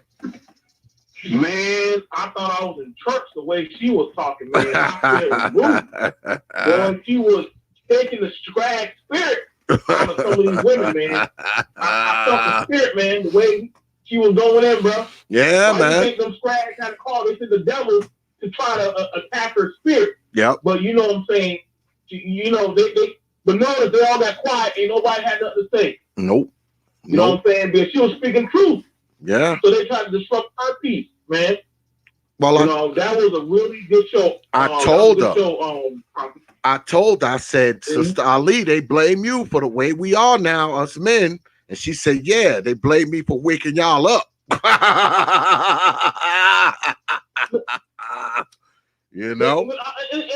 But isn't that contradictory? Because you literally have it where she's saying, let the men be men and protect and do that. But then you got a woman who come on and say, I want to do like the men and I want to sleep around and do X.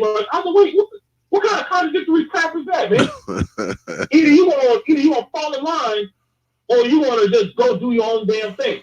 But if you do your own damn thing, you can't say you want a man. That's why I say some of them don't know what the hell they want, man. It's that damn scrag spirit, man. We got to take a broom and take them outside on the porch and beat them. But see, I find it interesting that they took that one part. They took that one part about getting slapped. Yes, they be talking about fighting, going in the street, milking you buck, all that crazy stuff. They was going to listen to a woman, a single mother, talking about getting beat on the song, and say, "Yeah, girl, I've been through all that shit." But then when you hear somebody say, "Smack the fish in you," oh my God, I can't believe she said that. Yeah, and the chick came on. You know, she came right on like, "Oh, why you tell them to beat us, bitch? Oh, you bitch." I was like, "Wait up. Right. You're out of here. You're out of here." I mean, you know, if she would have came with it decently, like, "Well, you know, Sister Ali, you know, what's that whole line, you know, about slapping a woman in the mouth?" That would have been a different story. But she came right on with the vitriol, man. You know, and you know that shit wasn't gonna be tolerated up here. Yeah. But hold on. They be saying the white man be disrupting us. The white man be doing it. But that wasn't no white man that came on and attacked her. That was one of her own that attacked her. See, that's that type of vitriol when you get a woman who's saying something. But mind you, all the men, we were listening. Yeah. We were just sitting there listening. And there are women in there that are listening. Yeah. But the women who had all the smoke for this woman, for mind you, they had 3 to 4 goddamn segment seasons. Where were they at? Yeah. Nowhere in sight. Well, you know, I had took all those calls, and all those calls was from brothers, and it was her. It was Sister Ali who was like, "Hey, X, you know, get some ladies up here to call," you know, and then you know, after that, a few of them called in, but I didn't have no women on the board. I didn't have any women on the board. It was all dudes. The ladies wasn't calling in. Now, I'm gonna show you. Let me see. Sister Ali, she's old school. Yep. She wasn't skating around. You know why she said have the women call? I'm willing to bet she saw those people who were making videos about her, talking about her, and all that stuff. Why do you think she said, "Hey, have the women call"? Have the women call. Everybody who got to say about me, why ain't you calling? She was right here. She was right here. I'm right here right now. So call in. Right here. I have been. Let me tell you something, BMT. I talk to Sister Ali quite frequently. Okay, I know Sister Ali. Right. I've known Sister Ali for a few years, and I talk to her quite frequently. Okay. And I've been telling her about, I'm like, "Yo, Sister Ali, they've been going in on you." You know, they've been going in on you on these damn YouTubes and this internet stuff, boys. So, you know, you got to hurry up and come on and kind of, you know, clear the air a little bit, you know, give them an opportunity to, you know, settle their gripes that they have with you. But that's what I thought was going to happen. I thought that, you know, the people who have these legitimate gripes with her, because like I said, we've been talking about this over the course of a few months, not just a few weeks, you know, and I thought once I got her on, you know, people would come on and they would be like, "Well, this is the problem that I have with you, Sister Ali, about what you said, you know, X, Y, and Z at this time and in this piece of literature." But didn't happen. Right. So. Right. I peeped that. That's why she got to say, no, I don't want to talk to the fellas. All the people who had so much to say, all the people who had those panels, all those people who were going to do a documentary with my name on it, on my books and all my stuff, have them call me and talk to me woman to woman. Yeah. So what that's saying is, you got all the vitriol and smoke, but when the person actually pulls up and says, here I am, it's a no-show. Here I am. I mean, I much respect to you, bro. All I have to keep on doing was super chatting you, fam. I loved it, bro. I appreciate it. I loved it because what she called out the naysayers. I appreciate That's what she did. She sounded the bone. If y'all gonna call me, I'm getting off. And I respect her for that. Yeah. That's a real woman. She don't even want to do all that gossiping. Yeah. She requested them. I respect that. Told you I had, because to be honest with you, I thought it was just going to be brothers, because I knew brothers would ask questions, you know, about feminism and women, and I knew they would come on and ask those questions. So I was kind of prepared for that. But I was also hoping that, you know, a few ladies would call in and, you know, speak their piece too. But I had a bunch of brothers on the board, and then Sister Ali was like, you know, let me talk to some of these sisters, and they wasn't moving. Then finally a few of them jumped on. You know, one of them jumped on with some craziness, and then another one jumped on with talking about she want another husband. Right. Yeah, if her husband gets another woman, she wants another husband. You know, so she willing to do the two dick thing. You know, she's willing to handle all two type of messy things. That woman made him think that maybe my man could probably be watching the same damn show, and you getting on here talking about, well, I could probably go get another goddamn dick. Like, see, this is that's you know what I'm thinking. Be looking at some of y'all be crazy, man. You know what I'm thinking, brother BMT. That's why I feel like, you shut up. You make yourself stupid. Brother BMT, you know what I'm thinking? I'm thinking she probably already, yeah, brother Soup Bone, she probably already got one. She probably already got another penis on the side, and she definitely wants. If she don't got one, she want one. No. Yeah, she want one. She had no shame. She had no shame at saying that in front of over 240 people. That woman had no problem telling the Honorable Sister Ali that, yeah, I might have another penis.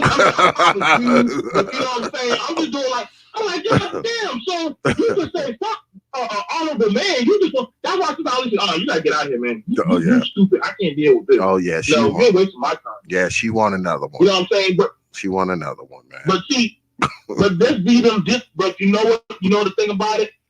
This be them type of women that be having other women listen to them saying, do what I do. Yeah. And get fucked up in the long run. Yep. And this is why that kid for a lot of these black women, it ain't working, man. It ain't working, but y'all better leave this blueprint. I mean, come on, man. Yeah. Y'all done been in the goddamn steering wheel for goddamn almost 80 years now. And this shit done drive all through the goddamn ditch, interstate, all through the sewage and shit. Come on, man. Come on, man. Get your ass off the street, man. It ain't working, bro. Get out of Popeye's kitchen and get your ass back in the kitchen, man. Your days are done. Y'all done fucked up. We can't help y'all. We're not the Scrag Nation is over, man. We can't help them, X. We gotta just let them go. D.J. already done fucked their heads up, man, making them think that they superstars and shit. Yeah, well, I mean, you know, it's like this, man. For women to think that they can do what men can do is ridiculous anyway, you know, because like Sister Ali said, I mean, we're two different kind of people. We're different, you know, physically and all that kind of stuff. You know, there's no way that a woman can have two families. You know, she's not going to be able to bounce from house to house, you know, a set of kids here, a set of kids there, a husband here, a husband there. A woman can't do that, number one. You know, even if she got 6 kids, she ain't going to have 3 over here. Okay, and 3 over here, and you know she spend nights over here sometime, and she spend nights. She's not built for that. A woman ain't built for that, man. They may think they are, but they're not. They're not built for that, man. Where they cooking 2 dinners, okay, and they keeping 2 houses. You know, it's virtually impossible. They could probably keep that shit up for 30 days before they just totally exhausted, wore out, and done off. You know, so I mean. That's just part of it, man. That's part of the deal, man. That's part of the deal with men and women. With women, I mean, men, we can produce more children than women can, because once a man get a woman pregnant, that's it. She ain't gonna be pregnant no more for the next 8 to 9 months. A man can get 5, 10, 20, 30 women pregnant in a week if he wants to. I mean, that's just how we're built physically. That's what it is. That's the difference between men and women. So if you think that you can get out there and do what a man does, good luck. Good luck. Do your thing. Write me. Let me know how it turned out. But see, that's the thing about it. And you see what I'm saying? That show you right there. And I'm just telling some of y'all brothers, y'all might want to take little camera. You might want to take it by CVS and go get that swab. If some of them are thinking like this openly and boldly, you might want to go get that swab, because that baby might not be yours. That means, especially if she come up and talking about she want another husband. She said, this is what she said. She said that if her husband gets another woman, she wants another husband. She want to have another husband. That's what she said. So what that means is she either got another dude on the side already, or she want one. That's what that says to me. Now I could be wrong. I'm not a psychologist, but no. Women don't often come up and say that kind of shit. Women don't, especially not in public. Man, I had 400 people in here when she said that. I mean, I done dropped down to like 275 now. Actually 288 now, but I had 400 people in here, man, when she said that. And that's not counting the people who are going to be watching this on the replay. So, I mean, you know. They had no hesitation in what she said. That's crazy. Y'all can't get mad when we now on pump and dump. Because there is no goddamn loyalty. There is no goddamn moral. Like, for a woman to literally say that and laugh and say, oh, yeah, I'm just doing me. I'm living the best of my life. But then, when you get old and shit, you say, where's all the good men at? Why won't you take me? You need to honor and respect me. No. You threw that card out long fucking time ago. And think about this, brother BMT. Then I'm gonna go because I got a couple more people on the damn inside the queue. I wasn't even paying no attention. Think about this. Now, if you're a woman, how can you do that, man? How can you embarrass your fucking husband like that, man, and get up here and talk about you want another fucking husband, man? I mean, I know my shit ain't that popular, but guess what? I'm gonna have a few thousand people watching this, right, folks? I'm gonna have a few thousand people watching this stream. So all these people get to see you. And don't take it down. Put your husband out there, man. I mean, that's just crazy to me, man. I would be so pissed with my wife if she did that shit. If she got up on here and said the shit that woman said up here tonight, man, I would be embarrassed like a motherfucker that my wife is up there saying that shit. I would be pissed. You might want to go get divorced, bro. I would be pissed. I don't think your kids are your kids, bro. Yeah, I'm telling you, boy, if you got kids by this woman, boy, you better go get a DNA test, brother. Are you sure? Are you sure? Are you sure those kids are yours, brother? Are you sure? Are you sure? Oh man, I think wasn't that her writing in the chat room? She said that her husband don't watch that. I didn't say I didn't say your husband was watching, lady. What's her name? Let me scroll back up here. She's like, don't worry, my husband don't watch this. Yeah, that's what she wrote. Let me see. What's her name? Lady McJoy. McJoy. Lady Mac. Come up your trail, baby. Come up your trail. Lady Mac J. Lady Mac J01. I did not say that your husband watches this. My words were that at the time that you said that, not only did I have other people on the call queue, not only did I have Sister Ali on the line, I had 405 people in the chat room at the time. So what I was saying was, you put your relationship and your husband on blast in front of all these people to see. Has nothing to do with your husband, Lady Met J. It has to do with you, madam. But anyway. Nation, man. Anyway. You know they don't get shit. Yeah. Good shit, X, man. Good shit, brother. I appreciate it, man. Let me pull this next one in, man. You want to hang on the line, you can, man, but I got a couple other people in the call queue. Let me see what they're talking about. I got you, man. Let me put you on the hold for a minute. Peace, you're on the line with X from T.P.O.T. What's good? Area code 708. What's good with it? Yeah, this is Black Guru. Hey, what's good, Black Guru? How you doing, brother? What's going on, man? Great interview with Sister Ali. You know, it's a pleasure to hear.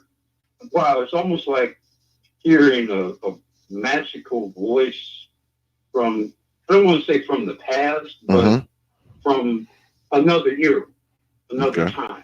Yeah. You know, it's almost like if we could have a conversation with Dr. King or with Malcolm X, you know, where you get a perspective of life that is timeless, timeless wisdom, but sadly, unfortunately, is not well reflected in the modern world today. So True. It was a pleasure, great honor to listen to her, and it's a great job you're doing it, bro.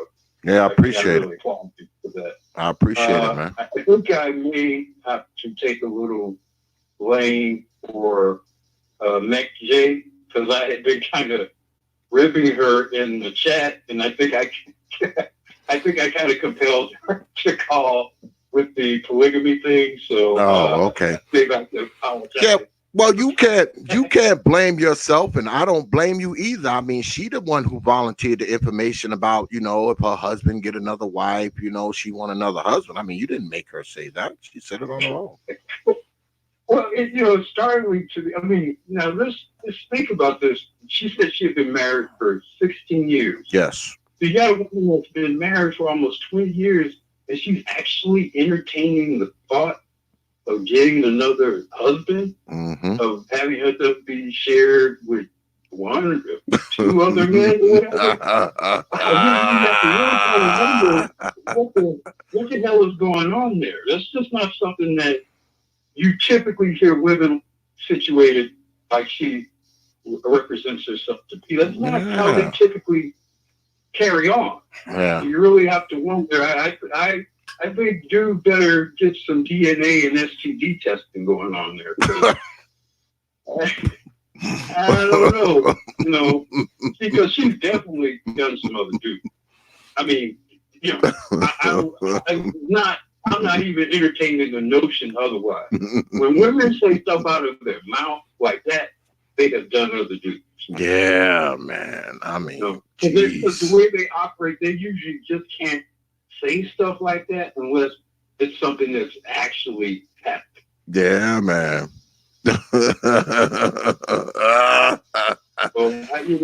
Well, I want. I wish she would call back in here, because I mean, she need to clear something up, man. Like, I don't know. But, I'll say this, though. I'll say this. It's her life. She can do whatever she wants. But, I've never heard, and I've talked to, I've had women on the show before. I've had women on the panel. I've listened to other shows. Even when you listen to some of those old ratchet, female shits, I haven't heard that, so that was kind of wild to me, that a woman would come up and say that shit, especially a woman who starts the sentence off with, I've been married for 16 years. You don't you don't expect to hear that come after that, so, there it is. Well, here's one thing you could hear the disgust in Sister Ali's voice. Oh, yeah. Oh, yeah. It was like it was so afield from her mind frame. Sister Ali was like, "You're out of here." I'm ready to get out of here now. See, they messed up, because it was another sister who had been on the line, and see, after that, I mean, Sister Ali was so disgusted. She was like, "I don't want to talk to no more of these hoes." She ain't say that, but that's what she said. She was like, "I don't want to talk to no more of these women, man." After that, she was just done. So, caused the other sister to miss out. Go ahead. Yeah, she. Here's the thing. This is the thing that's always interesting to me about the sort of feminist equality type women, not just black women, but I guess in our case, especially black women. They're very selective about what they want equality on. Brother X, you run your own business. You deal with heavy equipment. There's a certain degree of danger involved. And much of what you do, hard work, hard effort, require muscle, whatever. You see many women clamoring to do the work that you do? Hell no. The only one who doing any work is my wife. She done went out and insured my hands and my fingers and my feet and shit. Just in case one of the motherfuckers get hacked off. No, absolutely not. She's not. So it's always interesting to me how they will cherry pick, the good stuff.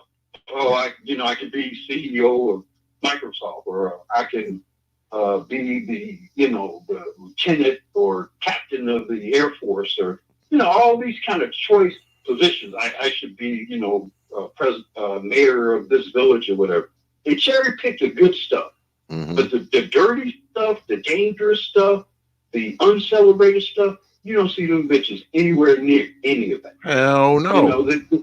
So they're so disingenuous and so hypocritical, and for a woman to fix to herself that her view of equality is her being able to take as much dick as her husband gets pussy, says a lot about what this equality thing is really all about. Yeah. It just says, it just really speaks to just how selfish and hypocritical and small-minded it is. There are a lot of other things that women could fight for equality in this world where they might make a contribution to that has a lot more value than whether or not she can get as much on the side as her husband can. So, yeah, absolutely. But I'll leave it at that. Again, congratulations for having such a great stream. Yeah, man. And I look forward to seeing much more of your videos. Oh, absolutely, man. I appreciate you calling in, Black Guru. Peace, brother. You too, brother.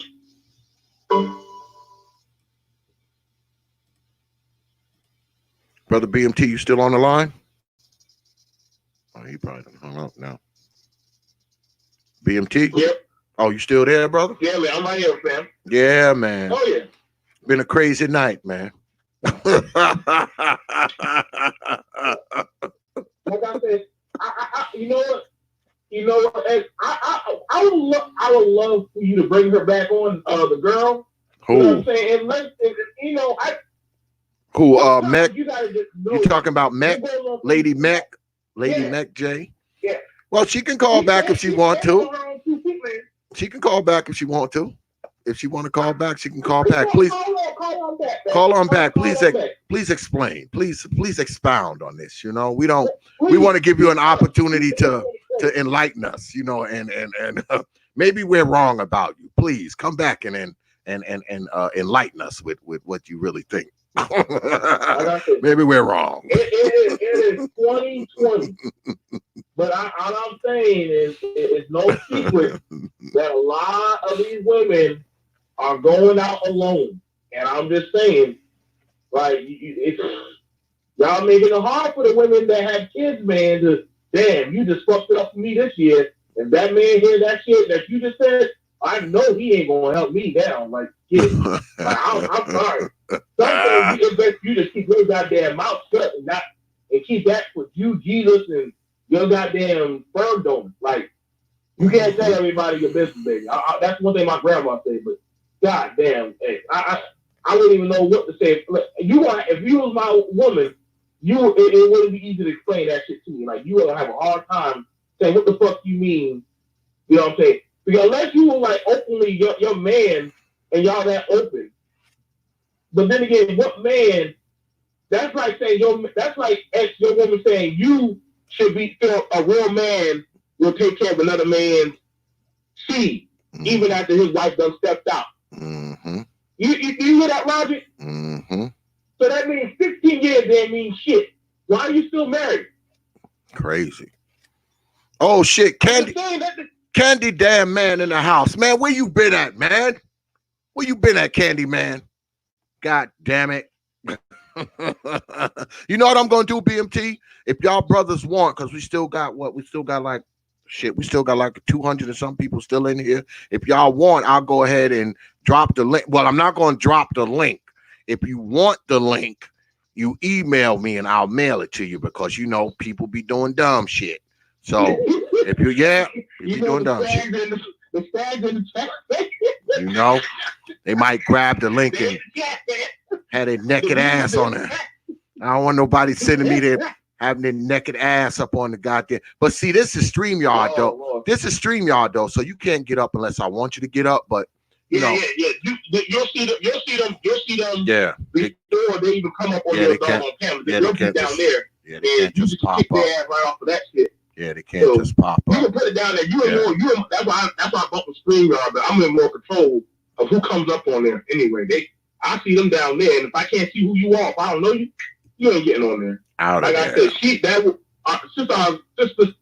was preaching about, y'all falling, And it's not like it wasn't like she was just jumping on just women. She was talking about everything accumulated in the black community. Oh yeah. So we can't say y'all now can't say that what a lot of these men are saying, that y'all saying, oh, they're hurt, they're bitter, they're angry. No, she's literally been writing about this for years, man. Mm-hmm. For years, and she sat down with a lot of influential people, and I'm pretty sure she can sit at their table and they all be talking.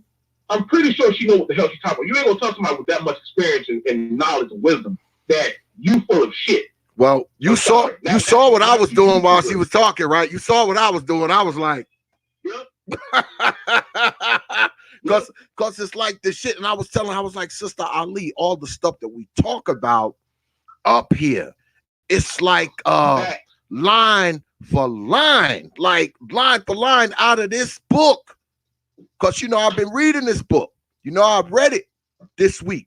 I've been reading it and I've been sharing it with my wife. I'm like, it's crazy because she wrote this book so long ago. And we basically say the things Sister Ali says line for goddamn line. She wrote this book when I was a kid, man. I was a teenager when she wrote this book. But 2020. Mind you, she wasn't being. Now, people are saying she's a picky. She's being bitter. Yeah. She's trying to gain your faith. Now, this was before YouTube. Yeah. Correct? Yeah. So she foretold, and she was watching the burning of the community. Yeah. Yeah. She was standing her ground. Yeah. She saw it. She ain't never changed. Yeah, she saw it. So who changed up? She saw it. She saw it. Man. She saw it. Yeah, she saw it. That woman's an oracle, man. But like I said, nobody came up here to, except the one girl who was up here, got up here calling her bitches and shit. I hurried up and chopped her throat. But nobody came up here and that's what I was waiting for. All these chicks who got all these problems with her, where they was at.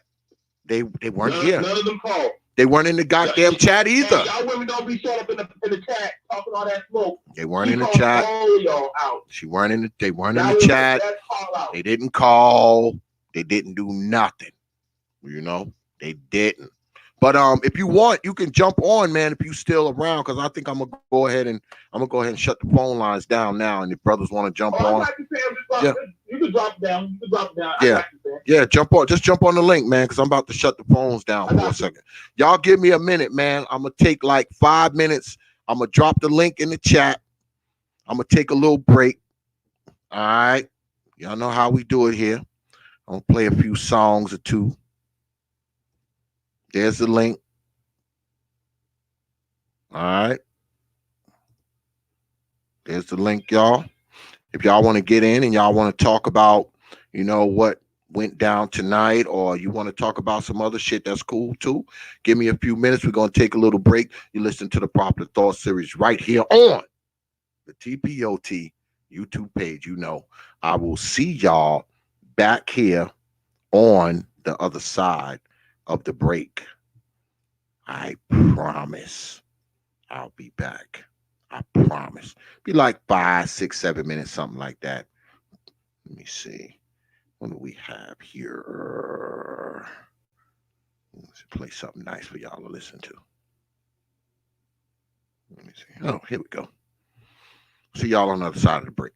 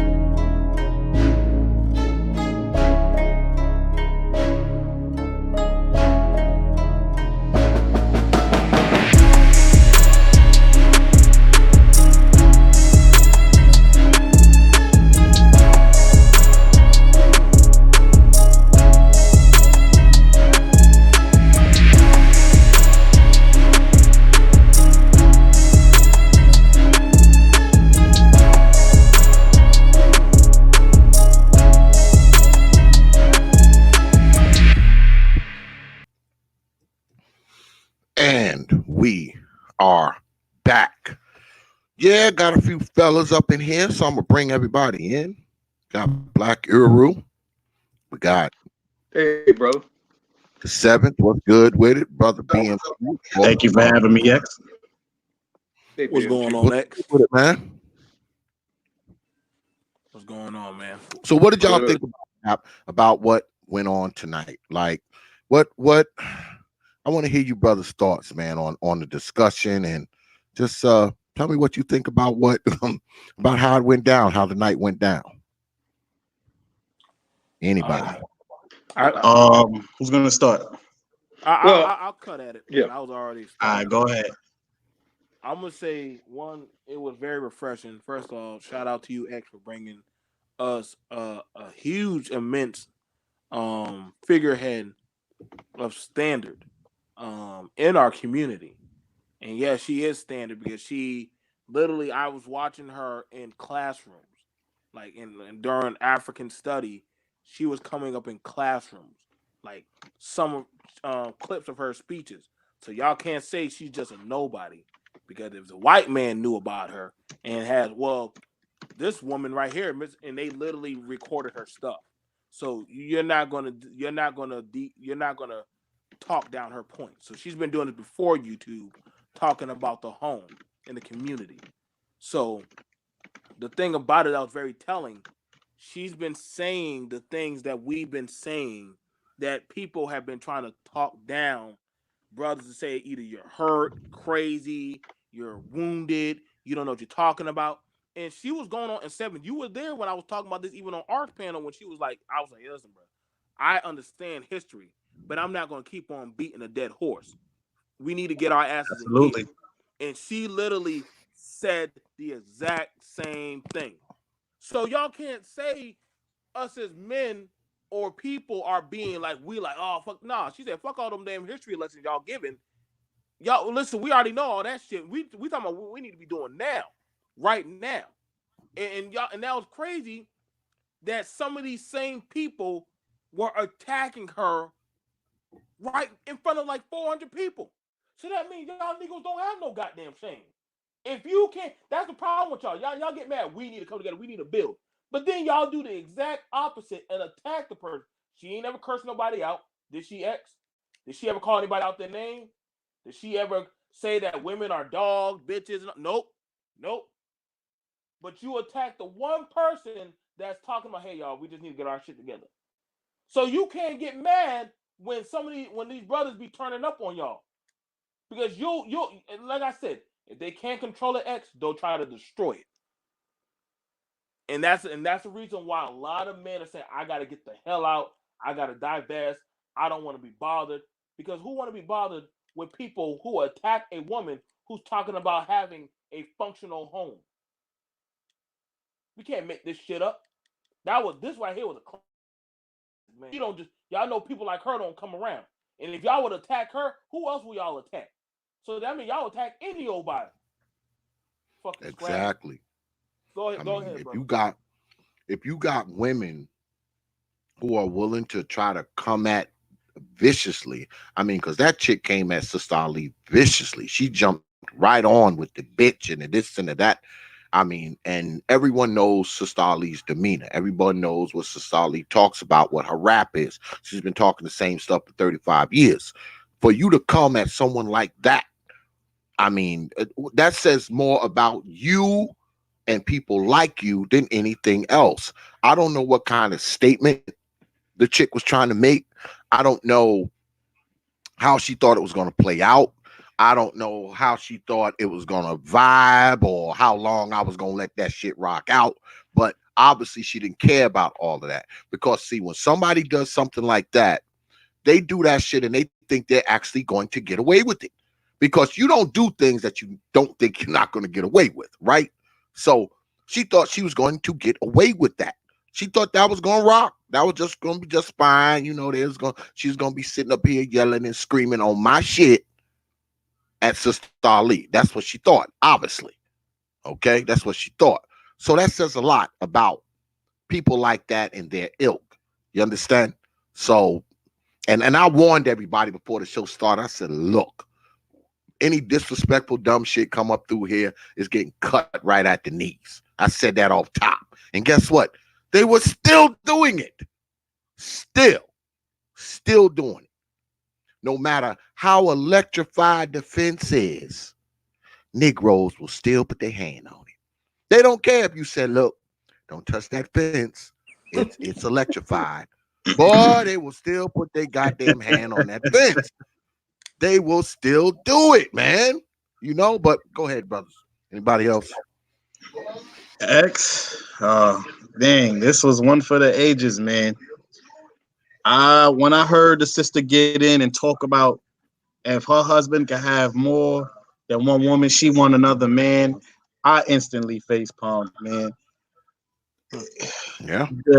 I was speaking to my fiance about this yesterday. I literally told her, listen, women have one of two energies. They have a very nurturing energy or a very destructive energy. Now, to the sister that came on trying to call Sister Ali a bitch, to me, that looked like she was trying to have a declaration of war of some sorts within her own mind. And y'all just shot it down immediately. Yeah. So I'm happy for that. Thank you. Yeah. Yeah. She wasn't getting, you know, I wasn't going to let her get away with that shit, brother. Now, to the other sister that got on, disrespect her husband, utterly disrespected her husband. And then she had the audacity to say, I'm going to leave, and never left. Just kept coming back with the comments. And they was destroying her in the chat. And right now, even in the chat, there's still a few women of her ilk in the chat, still trying to justify their irrational thinking. Because you know what they're doing? They're feeling. They're not thinking. The women of her ilk don't think, they feel. Yeah. That's the problem. Well, see, but it was a great show. What a lot of women don't understand, Brother Sevens, is that now don't mind you, this is not a space where women are not allowed. I have a lot of women that listen to me, right? I have quite a few women that listen to me. You know, they're women that they're not thin-skinned. You know, you can say all kinds of shit and they'll still be here and they'll listen. You know, you'll probably see some of them in the chat from time to time. Now, but make no mistake, this is a man's space. Okay? Exactly. This is a man's space now. Don't get it twisted just because you see ladies in the chat. And what I think happens is a lot of times, you know, they come because some nights you look in my chat room and be a lot of ladies up in there commenting and saying, hey, what's up, X, and all that kind of stuff. There'd be quite a few ladies in there. But you got see, the ladies unicorns, that, man. You got the unicorns. But the ladies that listen to me have been listening to me for a long time. They know the shit I talk. They know I talk shit about hoes and old mamas and all that kind of bullshit. They know that. They know that already. They know that. They've been following me for a while. So I think sometimes they get it twisted. You know, they come in here and they see all these girls. They're like, yeah, I could come in here and do my bullshit. But see, exactly. They always they find out different. They try that shit. They find out, hey, wait a minute. I can't do my bullshit in here. Because sometimes the ladies in my chat, they'll jump on them. They'll jump on them. You know what kills me? You know what kills me, X? A lot of women have not read the book. That's another problem. A lot of women have not read the book, nor did they pay attention to what she said. She was saying that it's not about fornication. It's not about sex. It's about the men taking responsibility and loving these women equally to grow our people. Right? So what these women are thinking about is exactly what she called it earlier. Penis envy. You just envy the man, but you want to do the things he could do when you know you can't. And then when you get caught up, you complain about it. A lot of these women, that's what they're fighting for. They're fighting for the right to complain and be alone. And then when they get it, it's just like, well, I didn't really think I was going to be alone. Somebody got to put up with my shit. No one wants to put up with your shit. Yeah, it's true. That's true. They need to read some of her books, man. They need to read. They definitely need to read The Black Man's Guide to Understanding the Black Woman. They need to read The Black Woman's Guide to Understanding the Black Man. Those two books are mandatory reads. Okay, for some of these women, they just are, man. They mandatory reads, man, because like Sister Ali always says, maybe some of the things in those books aren't directly related to you, but some of those shits are. Some of those things are directly related to you. They fit on your ass just like a glove fit on your black ass hand. You know, yep. Sometimes you see it in your family too. Yeah. Yeah. I mean, let me tell you something. I read many of Sister Ali's books, right? And she sent me a revised version last week, you know, because she knew she was coming on. She's like, here, Brother X, I'm going to send you an autographed book. So I read it again, you know, just to kind of freshen up on it. And let me tell you something, man. Just some of the shit in there that I had forgotten, okay, from when I read it back in the day. I was like, damn, this shit is happening today. I just saw this happen yesterday. This will probably take place tomorrow. You know, I mean, and it's so pinpointed on the activity of us as black folks. And man, she has got these goddamn women pegged. She had them pegged in 1989, brother.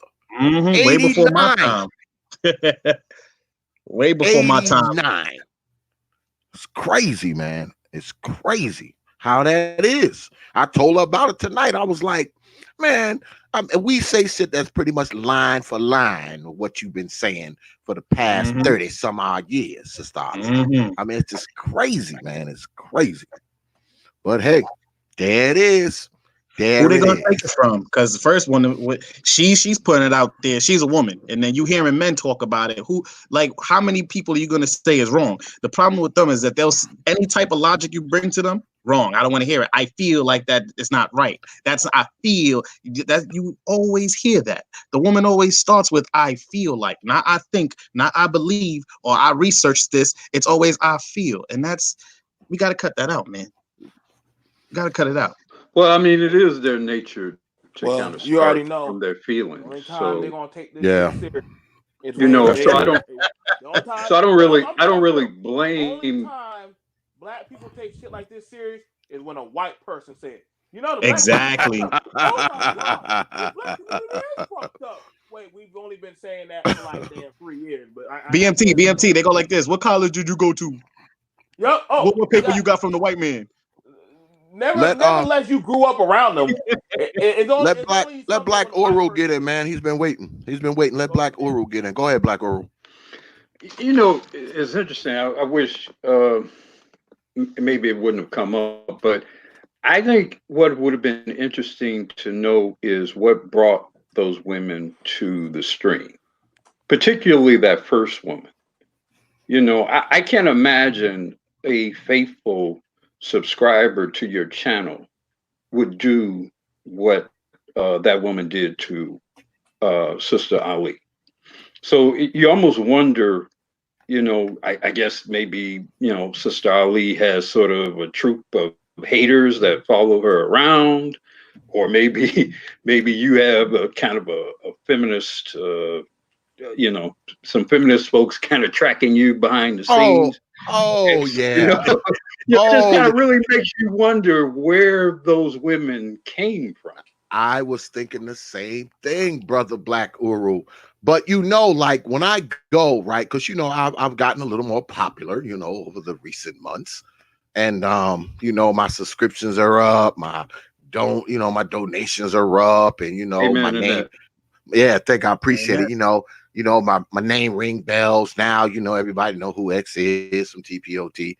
And I find myself going to different streams, and you know, there's always these certain same names. I'm not gonna call them out, but it's always these certain same names who are just in the chat. You know, oh, T.P.O.T. up there. Oh, I hate X. Oh, X is an ass. You know, it's always these same names, you know. So, you know, they were sitting here watching, but see, they dare not write in my chat because they know my fucking moderators are cut them to shreds. So they're not gonna, you know, they're just gonna sit back and watch silently, you know, put an unlike on the video, but they dare not write anything in there. Yeah, they dare not do it because they know my moderators are cut them to fucking pieces. So, you know, that's just probably one of those folks, you know. Not only was that a slight against that's not only a slight against Sister Ali, it's a slight against me because you didn't have enough respect for my platform to not get up here and do that shit. You know, even the woman who came up here and talked about getting another husband, if her husband gets another woman, at least she came with respect. Okay, she came and she talked about it. You know, she wasn't cursing and yelling and bitching Sister Ali and all that kind of nonsense. You know, at least she came up here casually and talked about it. I mean, that chick, man, jumped right up on here with the bitch and the this and the that. Like, that's a person who has no respect for Sister Ali, no respect for me on my platform, and I would assume no respect for her own black ass self. So there it is. Yeah, and it's interesting that her Sister Ali's critics, I mean, they cherry pick and focus on basically those two issues: the issue of whether or not a man should be able to chastise a woman, and whether or not a man should be able to have more than one wife, whether legal or illegal, legalized or not. You know, they always focus on those two issues because they know they are in this very feminist environment, very sort of anti-black male environment. Those are it's very easy to use them as wedge issues to discredit everything else Sister Ali and those who support her say. You know, so it's actually it has been, unfortunately, an effective tactic to distract people from the much greater wisdom of the work that she's done. You know, and it really kind of speaks to, unfortunately, the ignorance of the general populace, because it remains a very effective tactic. You know, I mean, and you know, the thing with the polygamy thing, right? You know, I know you saw how sticking point right there, man. You know, and I have been going back and forth with her on that, and you know, again, it never ceases to amaze me how, especially for black men, I mean, the lives that we live, the shit that we have to endure is very specific to black men, not specific to black people. It is specific to black men.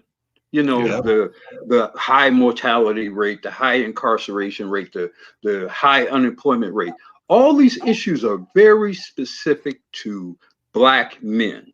And then you can even break that down along certain class lines and geography, etc., as well as age. But you know, nobody ever complains about equality in incarceration, right? Nobody ever complains about equality in unemployment or equality in dropout rates. You know, nobody ever complains about equality in, you know, more black men die from prostate cancer than black women die from breast cancer. You know, nobody ever argues for equality in those areas. But you want to argue about the equality about being able to fuck off as much as your husband. 16 years of marriage together, and that's your hill you're going to stand on. That's the battle you're going to fight. You know, and here's the other thing. We had no conversation. We don't know how, you know, whether this guy's paying most of all those bills or whatever that man has had to deal with to be with that woman, whatever kind of hell she's put him through. We knowing enough to know about how black women operate in general. We know he's probably has caught some hell in a lot of different areas. None of that stuff matters. All that matters is if you're getting it on the side, I should be able to get it on the side too. Because damn it, I'm more important than you, and I should always be able to get as much or more of everything that's good that you get. Well, you know, they subscribe to that. What's good for the goose is good for the gander shit. So they subscribe to that, man. Yeah. What's good for the goose. Good Yeah, for the and she's so stupid.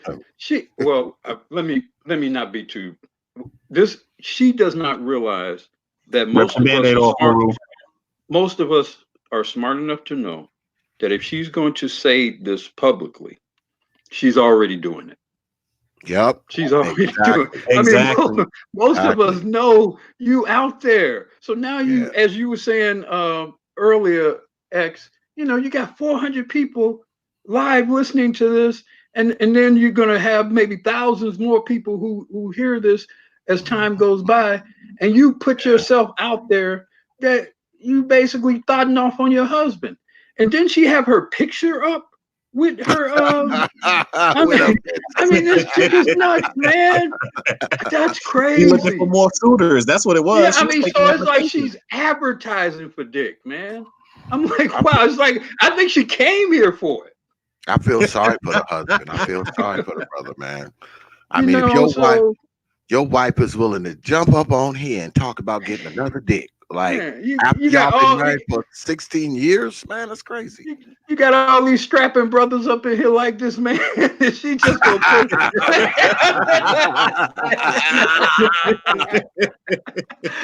you know, so I mean I feel for the brother. Like I say, I hope he getting his DNA and STD testing done because yeah, her stuff is out there. If y'all got kids, man, if y'all got kids, you better you better check go, that out. Do some DNA shit on the low. Do some DNA shit on the low, cause 16 years. 16 years. She's been out there. She's been out there doing something, man. And Sister Ali was but I knew that as soon as she started talking, that other husband shit. Oh man, yeah, she was like, "Well, you can work this that out." conversation is not going to last long. You could just hear the disgust dripping from her voice. Yeah, that was it. She didn't even want to take no more calls after that. I was like, "What more?" She was like, "After this, I'm done." She was like, "Nah, I don't want to talk to no more of these women." Yeah, she's like, "I don't want to talk no more." You know, she messed my show up because I usually can squeeze. When she says she ain't gonna take no more calls, that means I can squeeze like another 10 out of her. So once she said that, she fucked me up because now Sister Ali don't want to take no more calls. I'm like, oh man, come on. Come up here and fuck up my and she had the audacity to continue repeating after Sister Ali already gave her the solid explanation and the facts. And it was just Seven. When you've done the deed that she's done, you women in particular, they got to justify it. I mean, that's the way they operate. When they've done something like that, they got to make you understand it. They got to. That's just the way they operate. You have so she's gonna make she's gonna say everything possible to justify what she's already doing. Is she a content creator? Is she a content creator? Or I have no clue. I haven't checked her site, so I don't know. But she probably is taking that down, bro. Nah. And then she tried to come back and say, "But I like Sister Ali though." Right. She was mentioning my marriage, but I like her though. Right. Because see, when I was thinking, when I was thinking that, we gonna go, make a video about it, I'd be like, yeah, fucking X and all those guys, they was talking shit about me, but they don't understand, and fuck Sister Ali too, the whole, that whole thing, that whole thing, man. Well, this is the beautiful part about it. She sounds like a reasonable. It don't even be this white man that be doing it to us anymore, man. It's just like goddamn, like we could see the iceberg.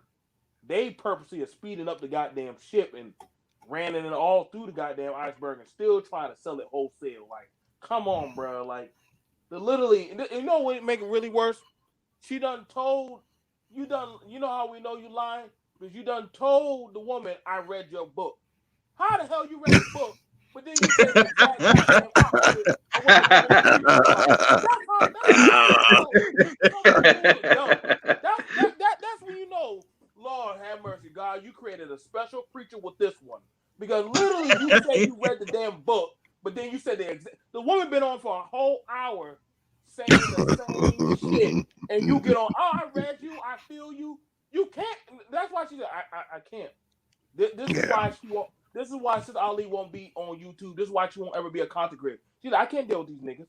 I can only do it an hour at a time because I can't. Y'all be having me crazy as fuck.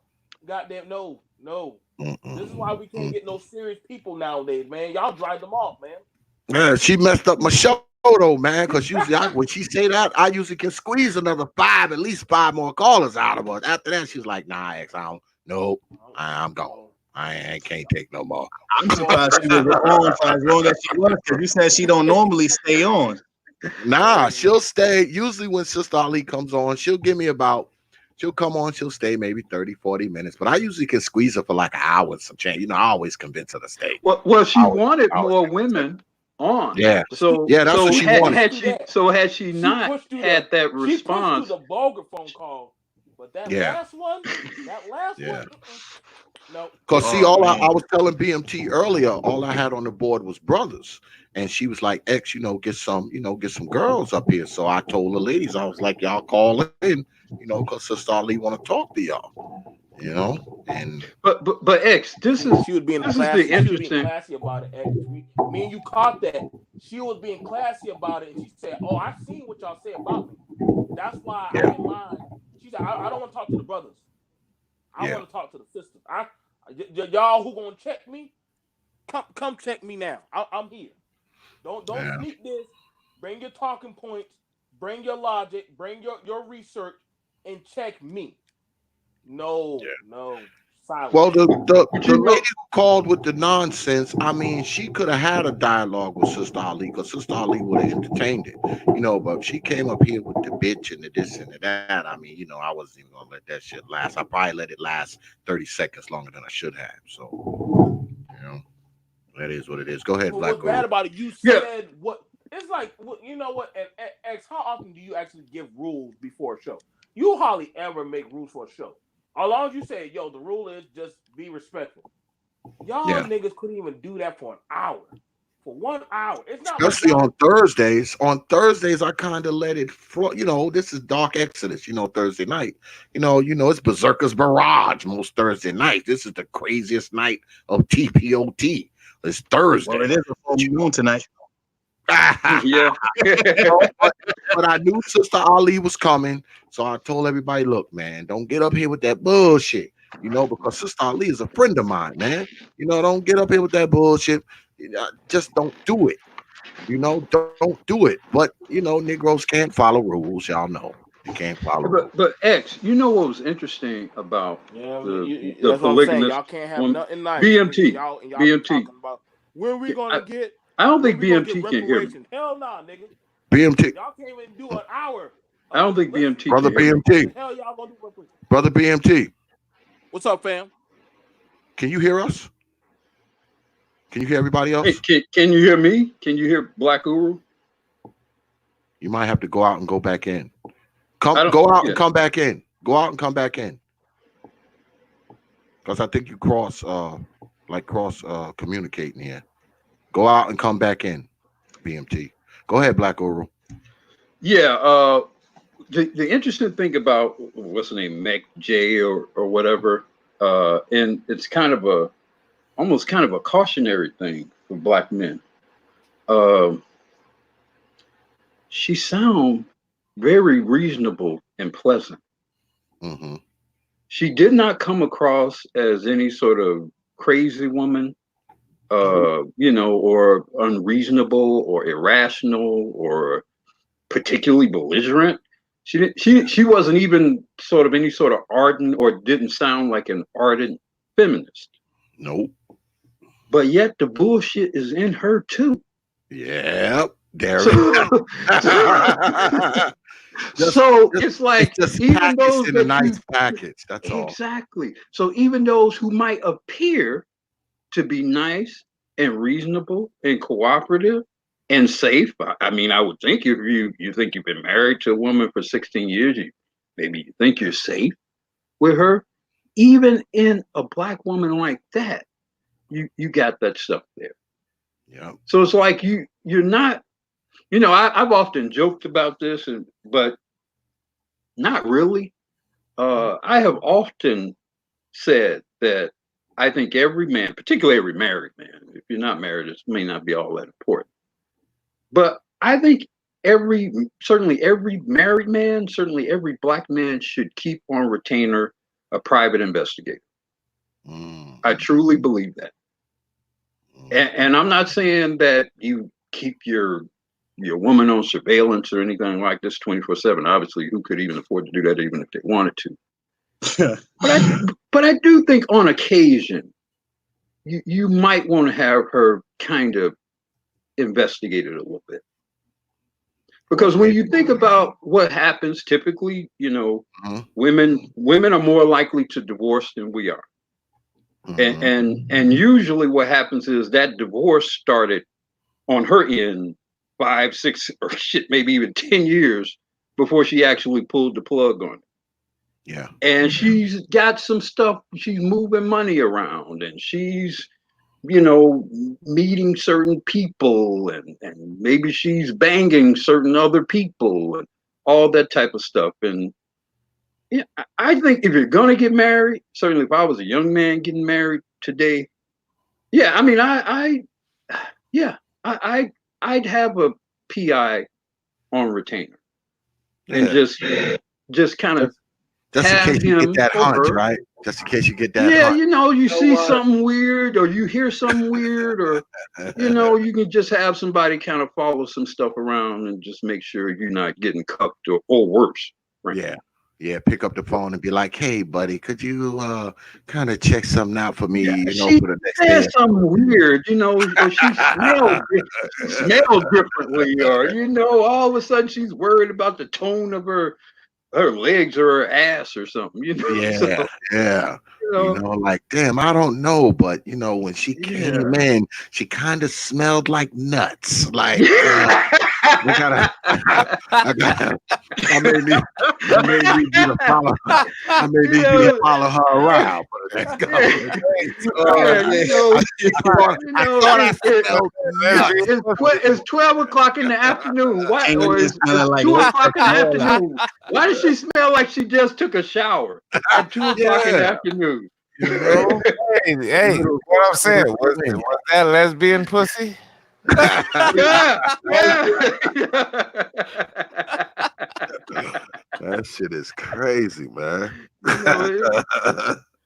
You know, it's just a lot of. Oh man, he dropped off. Oh, we lost Black Guru. Oh shit, we just DJ Kuda's up in here, bro. What's good, brother? CRU? What's good, X? What's going on, man? Good, DJ Kuda. Crew. What's good, crew? What's good? Hey, T.P.O.T. What's good, bro? What's up, bro? What's up, y'all on the panel? What's going on, man? Yo, CRU, man. I've been displaying your music, man, on the debates, man, from time to time, man. I've been dropping them beats. I appreciate it, man. You are free to use all of my music. Oh, absolutely, man. I'll be playing that shit, man. You know, on those debates, you know, during the breaks and shit. Got him back. You are free Bad, to. I lost it. I just wanted to finish saying, just you know, the later, just keep an eye out for what's going on. Because, like I said, I mean, if you listen to her, sound like a decent woman, and she's probably fucking other dudes. Very likely. Of course, man. Oh, of course, You know, and man. she's been married 16 years. So now, let's say you're the guy who, you know, you're just a hardworking type dude. You know, you don't really know much. You know, that type of thing. None the wiser. None the wiser. And for all he know, she a year or so for pulling the trigger on the divorce. I think secretly every woman is living a double life because dudes are too busy trying to prove that they're loyal in a lot of cases and take care of everything, and they know how to get away with a double life before a man does. I mean, they've been trained to be hip to it. So right. They're better at it. They're better at it, man. And they get lots of help from women. Yeah. Lots of help. Yeah. Oh yeah. Yeah, they're better at it, man. That's all it is to it. All right. Let me tell you. I get a lot of help from women, but a lot of help from my women be from my mom and my stepmom. You know what I mean? The women that I meet in life, because I don't have a problem getting women. My mom has always told my mom that birthed me. She's always said, like, Ray, y'all know my name is Ray. I'm Ray Gunn. She has always said that I don't have a problem getting women because the women like me because I'm cute, because I know what I'm doing, because I'm cool, because I know how to talk to them. I don't have a problem getting women. My mom has told me that. She's been told me that 20, 30 years ago. I don't have a problem getting women. So these cis, Bill. Uh-oh. These cis bim, what sissy black men? I'm sorry, did I say that? These cis bim niggas have the problem. I don't have the problem. All the rest of us that I deal with, X, DJ, you know what I mean? Seven, like nigga, we don't have those problems. These cis bim niggas that be in a car all day talking about women that they can't get, they have the problem. I don't have those problems. None of us have the problem.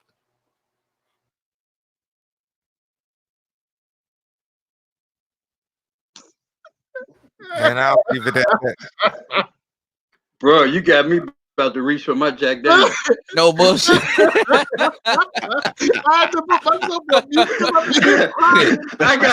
gotta go get me some, man. I'm trying to get on his level. Goddamn. Cruz Ace Slizzard, man. Hey man, you got that Jack Daniels calling, bro. I'm serious. Crew, what you got tonight? You got vodka this time? Because last night you was on it, man. Yeah, I got vodka every night, but I got beer. Vodka every night. IPA and an IPA. Okay, I got the brown sugar IPA, so we good. Okay. But yeah, if the women of yesterday have seen what the women of today have morphed into, man, they would have turned back immediately. Immediately.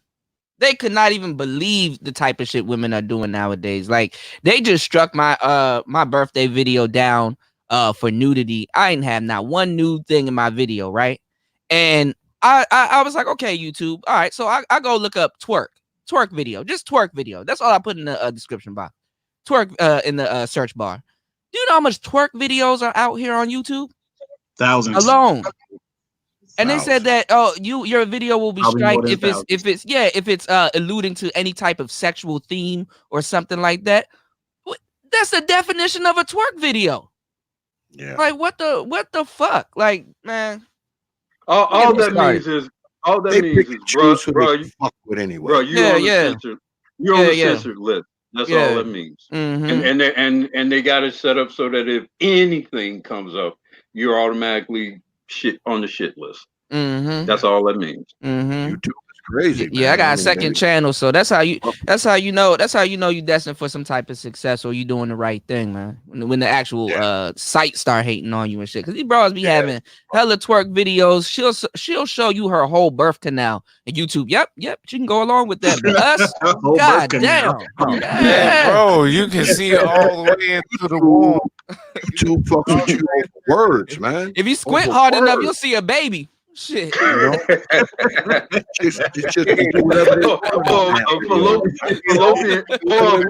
tube.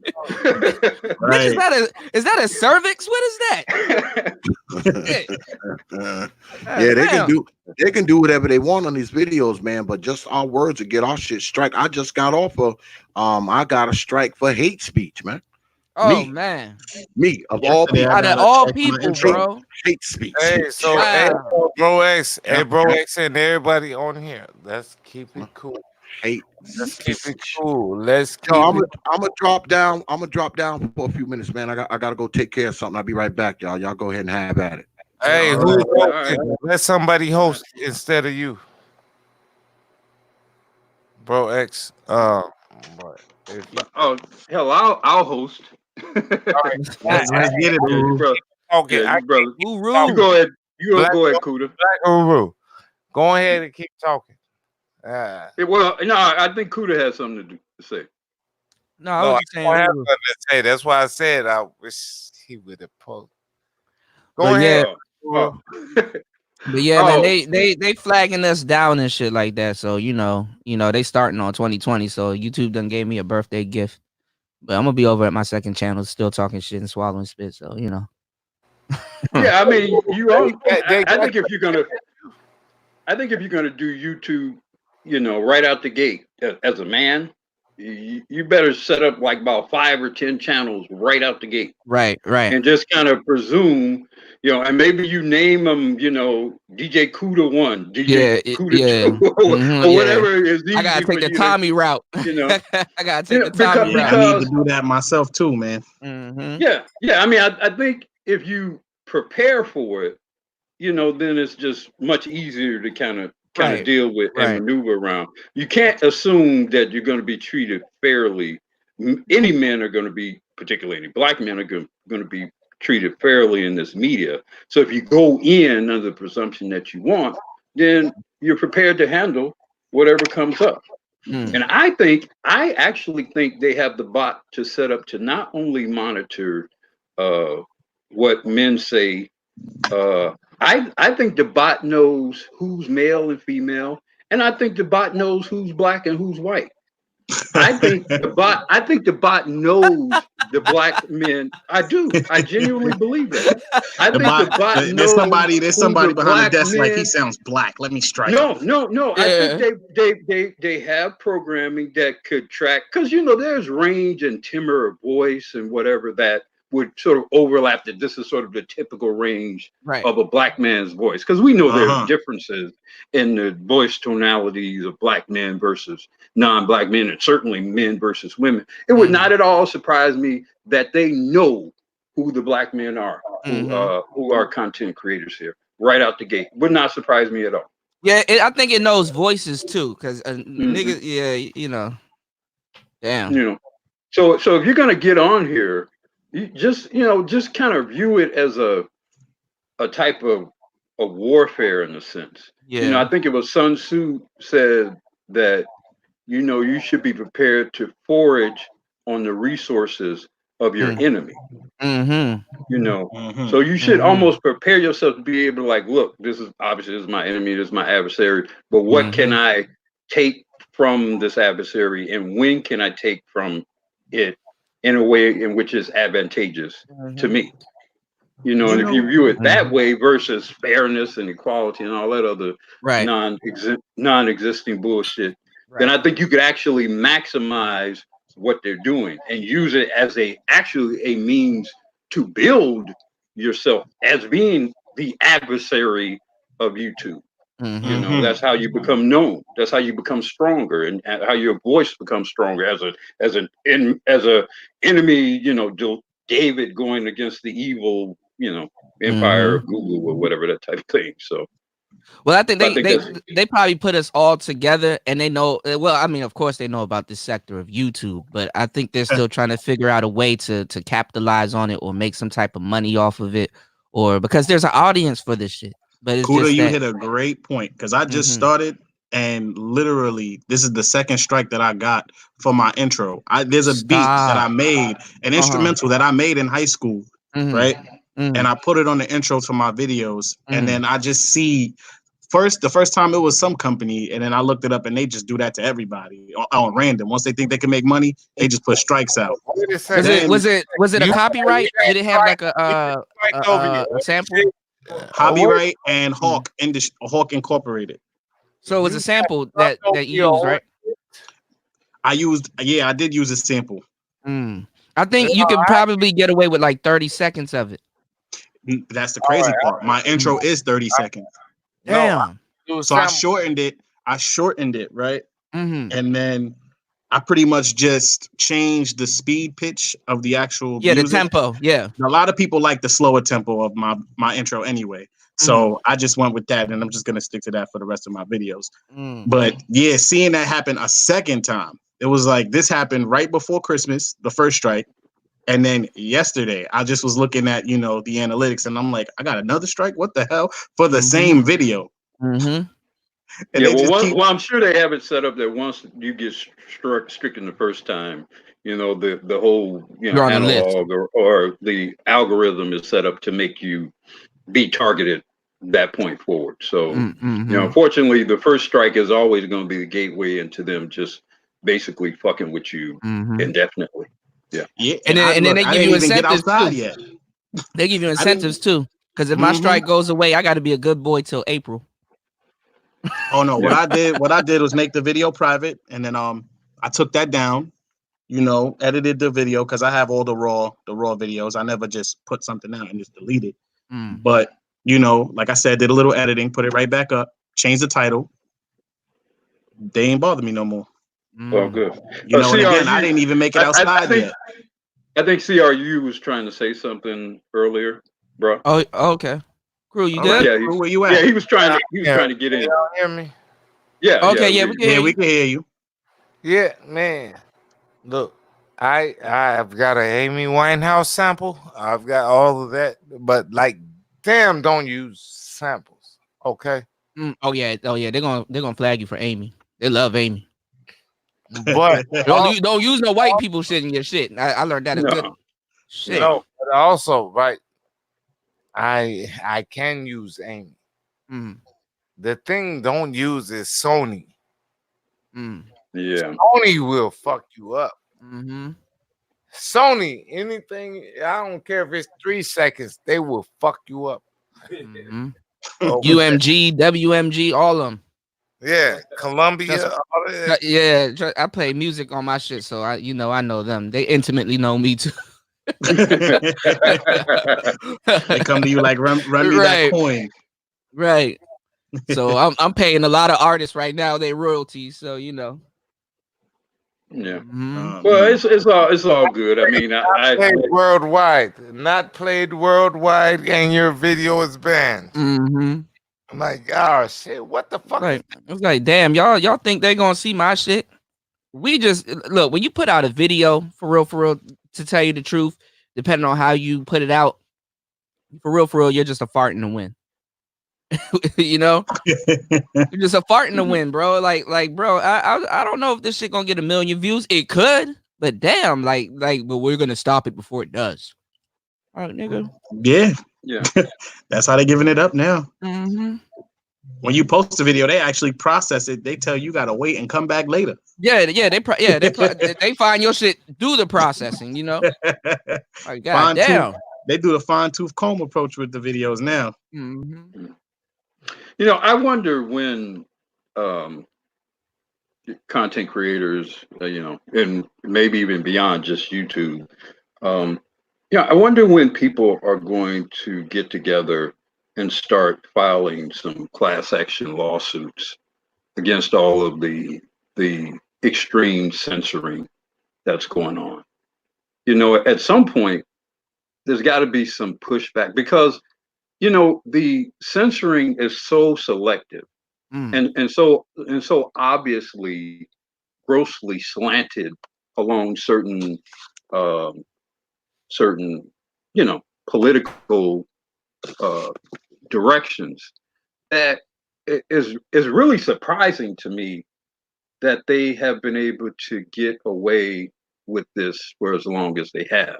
It's surprising to me. It's really surprising me that the white guys haven't turned on them by now with all of the censoring, particularly in the white manosphere, that type of thing. It's all in the language. That's how they get away with it. It's not surprising because they only do it to us. Or have you seen them do it to the other? I'm not sure. I mean, from what I understand and have to some degree seen directly, there has been a degree of censoring going on with certain white sort of manosphere related content. So it's not just us. Obviously, it's always for black men. It's going to be more intense than anyone else. Right. But there has been some of that has happened amongst white male content creators as well. And like I said, it just surprises me that there haven't been, a group of men to get together and, with the whole, you got Trump president and conservative Supreme Court probably will become even more conservative, one fall from Ruth Bader Ginsburg and there goes the Supreme Court. Their bots are like the police. They ride around in the hood all day. On the side note, I appreciate the new subs. Ever in one of those chambers, to keep her life force, chambers or whatever, keep her alive. You know, on this point, and nobody's ever talked about this. This is off subject. So if you don't mind me saying this, but it's something I've always wanted to say. You know, Thurgood Marshall retired from the Supreme Court before he died, which then brought forth the nomination and confirmation of Clarence Thomas. Was in '89, I guess, when he retired. Thurgood Marshall died only 3 days after the inauguration of Bill Clinton. Oh wow! Had Thurgood Marshall stayed on the Supreme Court, and there have been plenty of Supreme Court justices who have stayed on the court until their death, we never would have gotten Clarence Thomas. Clinton would have filled that spot instead of George Herbert Walker Bush Sr. Oh wow! It's interesting to me that nobody ever mentions that, and how the history could have been very different had Thurgood Marshall just stayed on until he died. And I remember at the time they were asking him why was he retiring. They wanted him to stay on for obvious reasons. The Democrats, for obvious reasons, wanted him to stay on, seeing as the opposite party had control of the White House at the time. And I remember him, I think he died with a certain degree of, or as he gotten old, he thought his place in history had not been properly honored, I think, especially amongst Black people. And I think that was one of the reasons why he retired. I guess he felt maybe he should have been, held up to some degree, a level of MLK or something like that. I don't know. Right. But, I often think about if he had not retired, how things would have been. Oh, he would have lost his mind in today's society, bro. Well, no, I mean, had he not retired, had he held his position until Clinton got elected. Oh, okay, I see what you're saying. Oh, Yeah. okay, yeah. But that's the thing about the Black community. Like a lot of our scholars, man, they die broke. They're not even pushed to the top, even by like the by the pro Black. Like somebody like Shahrazad Ali, with all due respect, and I have her book, and I give it to sisters, and they don't call me back. But like somebody like a Shahrazad Ali, they should be having them on. They should be having her on their panels. They should be talking to her intimately if they claim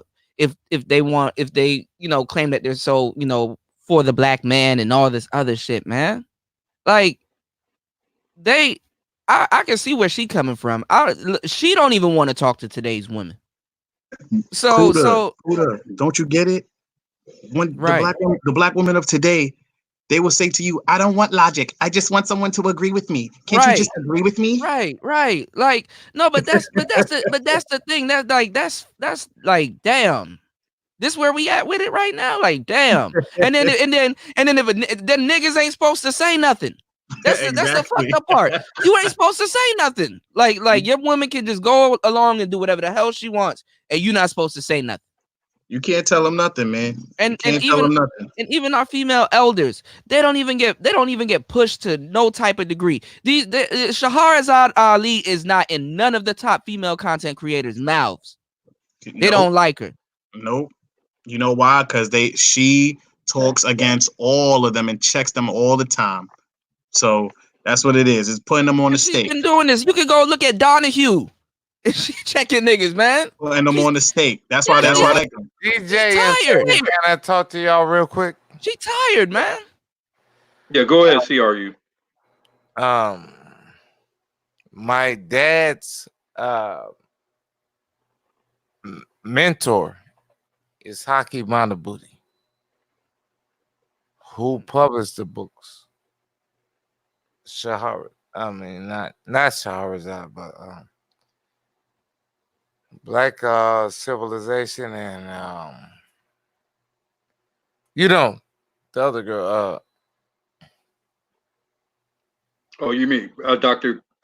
Francis Chris Welsing? Is that who you mean? Yeah, Rest in peace. Okay. Yeah. Okay. All right, so that's my dad. You know what I mean? Oh wow. Like my dad's mentor is the nigga that published all of that shit. Did you know Dr. Welsing? No, I don't know her personally, and rest her soul. Yeah, she here in DC. Amen. Rest her soul. Yeah, these women today have lost their goddamn minds, man. Absolutely. But I claim all of them have, because I love my black women. When you say my black women, what does the my mean? All of them, all black women, all Negro women, every black woman in America, they are all of my women, and I protect and provide for all of them. How do you provide for all of black women? You must be a prince somewhere with all the resources. If any and every one of them is in my face, I deal with them and I protect and provide for them. Even if I'm drunk, even if I'm not drunk, they're all my women. You can't do shit to none of my women in front of what? If I'm in your city, you cannot do shit to my black women in front of my face. What are you, like Kryptonian or something? Or yes, I am. I am Superman. I am Superman. And yes, I am the man. I'm sorry, I just had to ask that question. My bad. Yeah. I am. Kryptonian or something. Woo! Hey, look. I appreciate. Look, I am a husband of a black woman. I am father to 2 grown black women. I genuinely appreciate that sentiment. I do. And on some level, on some level, I identify with it. I'm sorry. I identify with it. And I'm obviously you've been enhanced tonight, so there's probably some emotion is probably provoking a good deal of what you're saying. But I understand that sentiment. And here's the thing. I think a lot of black men feel the same way that you do. However, reality, history, society, the laws, the courts, the media, as much as our heart may go in that direction, and that's true to how we feel as men, unfortunately, there's no reality there for us, brother. There's no reality there for us to operate in any sort of way related to that. And it's sad. Can I break it down to you? But that's what it is. Can I break it down to you, Black Uhuru? I'm looking forward to hearing it. So I spent 16 months, 18 months in Cook County jail dealing with my daughter. You hear me? Fighting my wife. And I had to be in Cook County jail. Then I had to fight niggas. Damn. Oh man. You want to be in Cook County jail? No, but although I've known plenty of brothers who've been there. Cook County's like some of them relatives. So no, I'm very familiar with the county. I have relatives that work in the court over there. Yeah, I've done that over a court. I've done that, and I'm not even a criminal. Crew, I was a free man, and I ain't going back. So don't ask me about going back. Amen.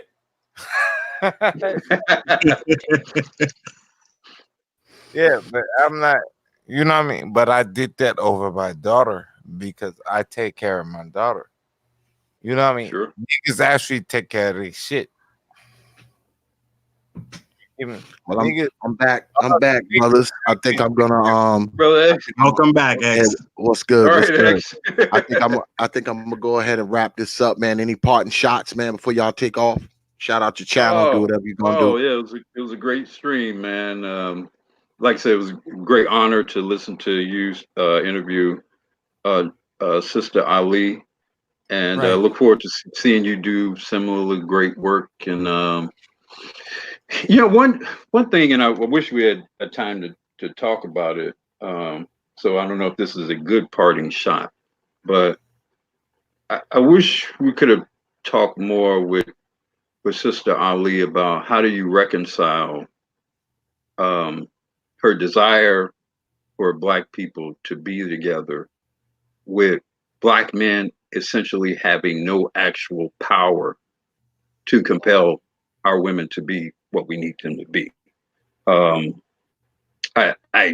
because as much as I can appreciate everything she says, and I don't disagree with any of it, what I'm still left with is like her argument was against essentially SYSBM, but there's nothing to compel these women to be what we need them to be.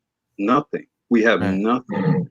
Right. You know, so what? So should we just kind of like kill ourselves trying to make these women be right? I mean, I wish we could have. And I'm not saying we should. I'm just.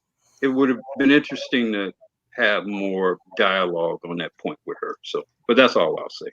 And Uru, the crazy thing about that is that even anything that they do, it's not even genuine, and we know it.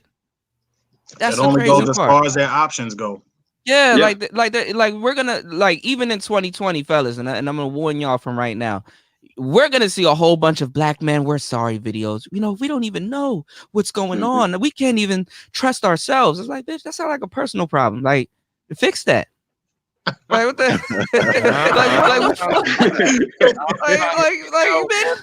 what niggas is doing the shit for their own daughters for 16 months, 18 months in Cook County jail in Chicago. Y'all can't stand it. Nobody can stand that, but they talking about they want to go somewhere. They cis pimp. Sissy Black males. No. Okay. All right. Yo, CRU, man, I gotta hit you up, man. I need to get a couple more of them beats, man. You heard me? CRU, brother CRU. Did he jump off already? Oh, he must have jumped off. No, no, he's still here. Yeah, I'm here. All right. I'm here, Ace. Yeah. Well, I'm gonna hit you up when you're sober, man, so I can get me some more beats.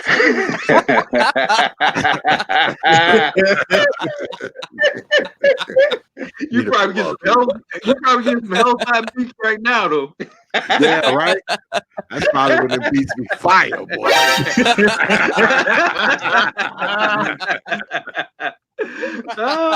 Yeah, I like to hear that. I like to hear that. Like I told him earlier, XI, you made me reach for my Jack Daniels bottle. Yeah, man. Yeah. Make me want to take a sip of the brandy, boy. For real. For real. Anybody else? Any parting shots? From me, X, thank you for making one of my dreams come true tonight. I always wanted to hear Sister Shahrazad Ali in real time. Real. And I thought I was never going to get that opportunity. Again, I'm a millennial. I'm 25. You know, and okay, you're a young fella. You're a young fella, man. Yeah, and to crew, I was a free man. I don't know about them chains and cages you talking about, but you know, I have a Black woman in my life, and I feel like I'm doing the Lord's work every day. All right. You know, all right. You are. The fellas Believe out me, there, you are. the fellas out there that you know, support the channel, support X's channel, donate to his cause. You know, right. Thank you for the subs that came onto my channel. You know, make sure you got your PPE. Always protect yourself before you start working. And you know, see you on the next one. Yeah. All right. Anybody else? Right. It's cool to man. I'm kind of blocked for like a week or something. But check out my channel, man. I talk about a lot of different stuff. I just give you the game straight up. I just bring it back to the game, and I always focus I've on the heard game. some of your stuff. I've heard some of your stuff, and I hear you on Fantastics and Brother Ramil's too. Yeah. So I'm around, so So yeah, man. come And through, definitely man. Thursday nights. definitely. Yeah, I'm gonna start. Yeah, because I'm subscribed. But the thing is that YouTube be shadow banning people and stuff. So when I have like all notifications turned on, they still selective about. You know what I'm saying? They they doing some crazy shit at my shit. So most definitely. But I'm definitely gonna do a video, definitely analyzing everything on this video. So definitely, and I'm gonna send some more traffic this way. So Absolutely, I that's appreciate the it. best I can do, because for real, all of us here, man, dog, like we're doing the Lord's work, and it's like we're millionaires, and like life at this point hating on all of us. So it is what it is. It's true. This is They true. won't stop us. You trolling real hard with that DJ Kid picture there, man. Oh man, bro. Oh man, this shit is gold, bro. I was looking at You it. ain't right, man. Hey, look, I'm gonna run it to the wheels fall off, bro, because this reminds. Look, the only reason why I do this is because if I'm on any panel and these sisters really want to get mouthy, I'm just gonna bring this up. This is the Trump card right here. Like, okay, so what about all right, you want to bring up the the select the non-select piece. What about DJ Kid? Like, he kills the select the non-select argument. Absolutely. Yeah. I mean, it's regular white man with subpar game, dresses like he's from 2007, can pull a quarter of black women. Yeah. I mean, over 600. Sometimes. I'm pretty sure it was 1,000. He was just being modest when he said 700. Man, I'm pretty sure it was 1,000. What's that they say? Just those are just the reported cases. Those are just right. But that's the thing I talk about too, is like these blue pill hoes. Like why are you sleeping with dudes to get your phone bill paid and stuff like that? But you want to refer to guys as tricks, man. Like this is ridiculous, man. Like, if you jump in the lifestyle, do it for the actual lifestyle. Come out of the lifestyle with something. Like, these hoes don't even have a Rolex to even say, look, I did something. You know what I'm saying? Like, But hoeing good. Hoeing is like any other. Y'all explain who is like any other Kid again. Would y'all explain who is DJ Kid to the people that don't know? Oh, DJ Kid, he slept with a 700 black women. Basically it's some genocide type shit. This is literally a genocide. He infected over 700 black women. I think we should be careful. I don't know if we know he's infected all of them. We know he has slept with all of them, and likely has affected a good deal number of them, but we don't really know if he's infected. I'm going based off of the man's God, word. I hope that is not. Where is he from? Well, Carolinas. Was it South Carolina? Yeah, South Carolina. He definitely exposed a lot of people. I did a story on it. Raw as war. Definitely did that. So, He definitely did that. Yeah. He did that. Anybody else? He exposed. But y'all gonna have to get up off of here because I'm about to go to bed.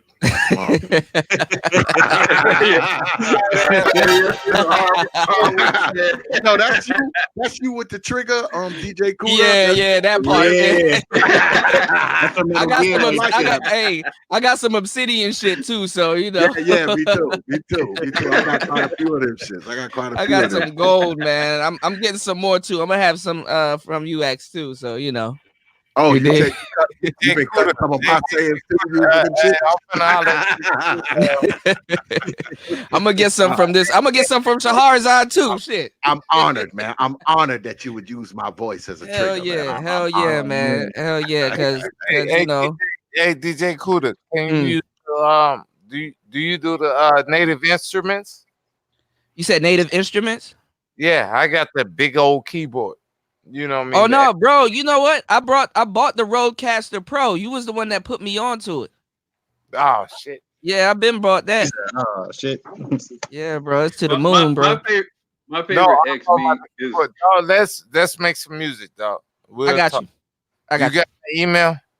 Yeah, I got you. Bro, My let's work. What Get we in. saying, Black Guru? Well, I was gonna say my favorite X meme is these old mamas. Oh, somebody, did somebody say? Somebody say? Goddamn, I gotta pull my shit up. Because it's funny. I have it just provokes so many thoughts whenever I hear it of black, things that we've had.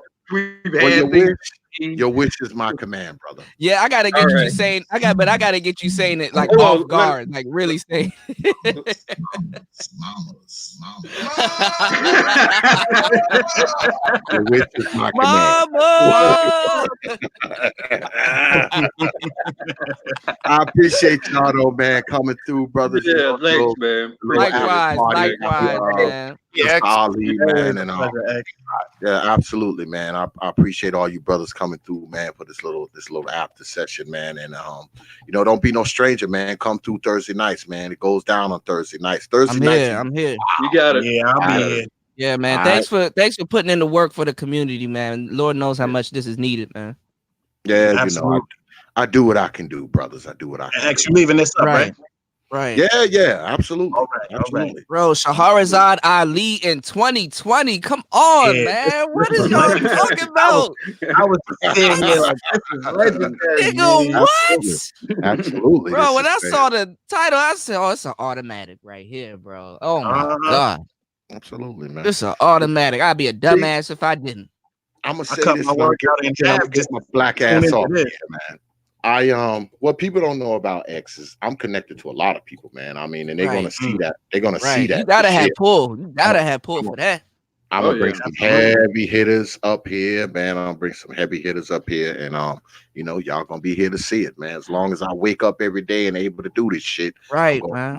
I'm gonna pump them out, man. I'm pump them out for y'all, man, because I like to give folks new looks, man, and bring some people up here that you don't see nowhere else. So, but this is history. This is history, bro, because you got better content than when she went on damn Donahue. Like, what the fuck? Like you wouldn't even like on Donahue. You don't get this type of realist. And this nigga had an audience, a clap sign, some chairs, and some other shit. He said a clap sign. He telling niggas when they're clapping all kinds of shit. Like, come on, man. Yeah, man. You should be up here again. She will be up here again, man. I mean, this is like, this is Sister Ali's probably 5th or 6th appearance, on one of my shows. I mean, she's been coming on my stuff for years, man, ever since I was in radio. So she'll be back. She'll be back. She will be back. All right. So I'm gonna say peace, man, and peace. I see y'all on the other side, man. I'm gonna holler at the folks about 5 minutes and in this shit. Salute. That's that. All right, guys. All right. Hey, thank you, X. Right, absolutely. You take care. Yeah, man. I see y'all on the other side. Yeah, folks. End of the show, and it was a good show, y'all. I brought y'all Sister Ali, man, just like I promised. I told y'all I would do it. I told y'all I would bring her here. Y'all didn't believe me, did you? You believe me now? Do you believe me now? Are you entertained? But anyway, yeah, good show tonight, y'all. Sister Ali turned it up. We had one little snafu. Somebody had to get up here and show their ass, but that is what it is. I hope y'all enjoyed it, man. I hope y'all got something out of it. And like I just got done telling the brothers, she will be back. So, stay tuned for her and a few other heavy hitters that you won't expect, because that's what we do here on the T.P.O.T. YouTube page, But what I need y'all to do right now is get your black behinds down to Facebook. The Facebook page is the Proper the Thought series on Facebook. Proper the Thought, one word series, the next word on Facebook. It's a community page excuse me, it's a community page. That's our main page. Go ahead, like the page, share the page, follow the page. You can even drop D.X.L a line, and guess what? I'll get back to you within 24 and 168 hours. Also, while you're down on Facebook, get your behind down to the Proper Thought Series fan group page. That's the Proper Thought Series fan group page on Facebook. Go ahead, select to be a member. Go ahead, sign up, be a member, and you're guaranteed to get in there quick. If you have any problems, just let me know. Drop me a line. I'll make sure you get in the group. Just don't get in the group saying crazy shit, because my admin don't play that dumb shit. You do something stupid, you're going to get thrown out. All right, so get on down there and join the group. There's plenty of shit going on down there, and it's a fan group. So, you know, you ain't just got to listen to X run his mouth.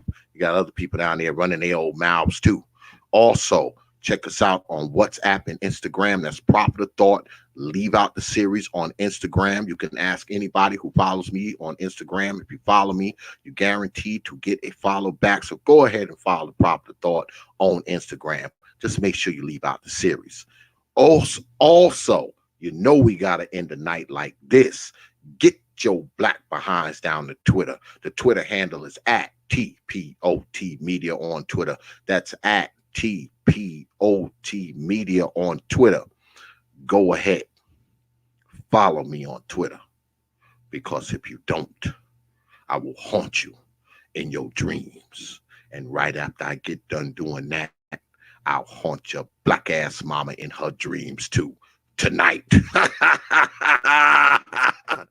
So once again, I want to thank everybody for coming out. I want to thank the people in the chat. I want to thank my mods always doing what they got to do. And most importantly, I want to thank you for coming out here, watching us tonight, spending some time with us. It was a good show. I also want to thank my most honored guest and friend, sister, Shahrazad Ali. Get on out there and buy her latest book. It's really surging right now, The Black Man's Guide to Understanding the Black Woman. Also, if you can, get your hand on The Black Woman's Guide to Understanding the Black Man. Also, How Not to Eat Pork, Urban Survival, Are You Still a Slave? And The Things Your Parents Should Have Told You. If you want to get your hand on some of these books, and you can't get at her, just go ahead, drop me a line, and I'll shoot her a line, and you'll get your book. It'll come right to your doorstep, I promise. So, once again, I want to thank y'all for coming out tonight, and I also want to thank the brothers for coming through the after party. My brother BMT, DJ Kuda, brother Seven, Black Uru, and brother CRU. Thank you, brothers, for coming through, man, and we'll be right back at it next week. You know what I'm saying? All right. So, with that, I will leave you with 3 words. You know, like I always do. Open your minds, and we are out of here, y'all. Dark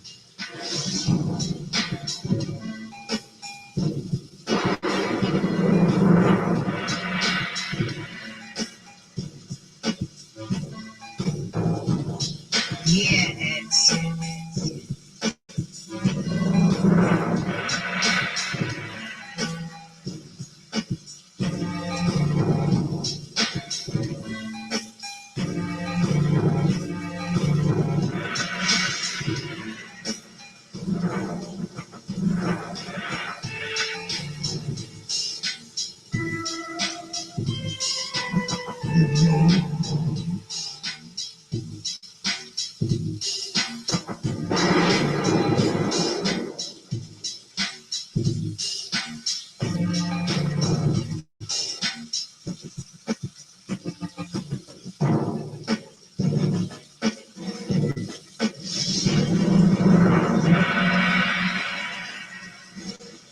understand?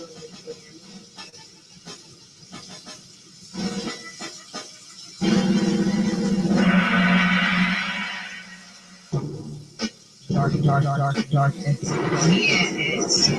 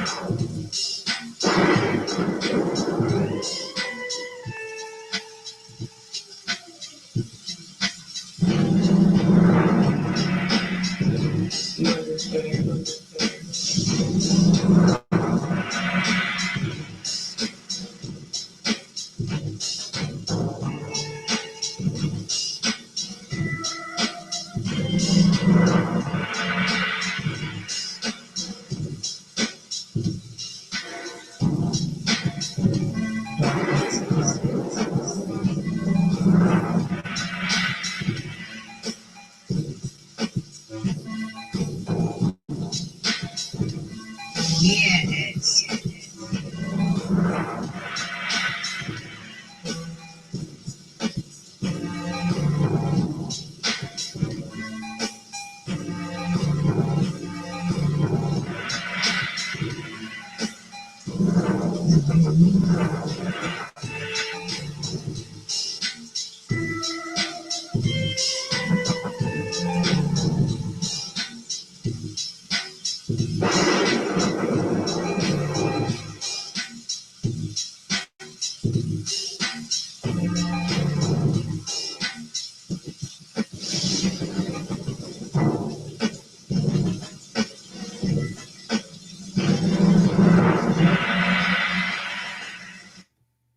Only from T.P.O.T.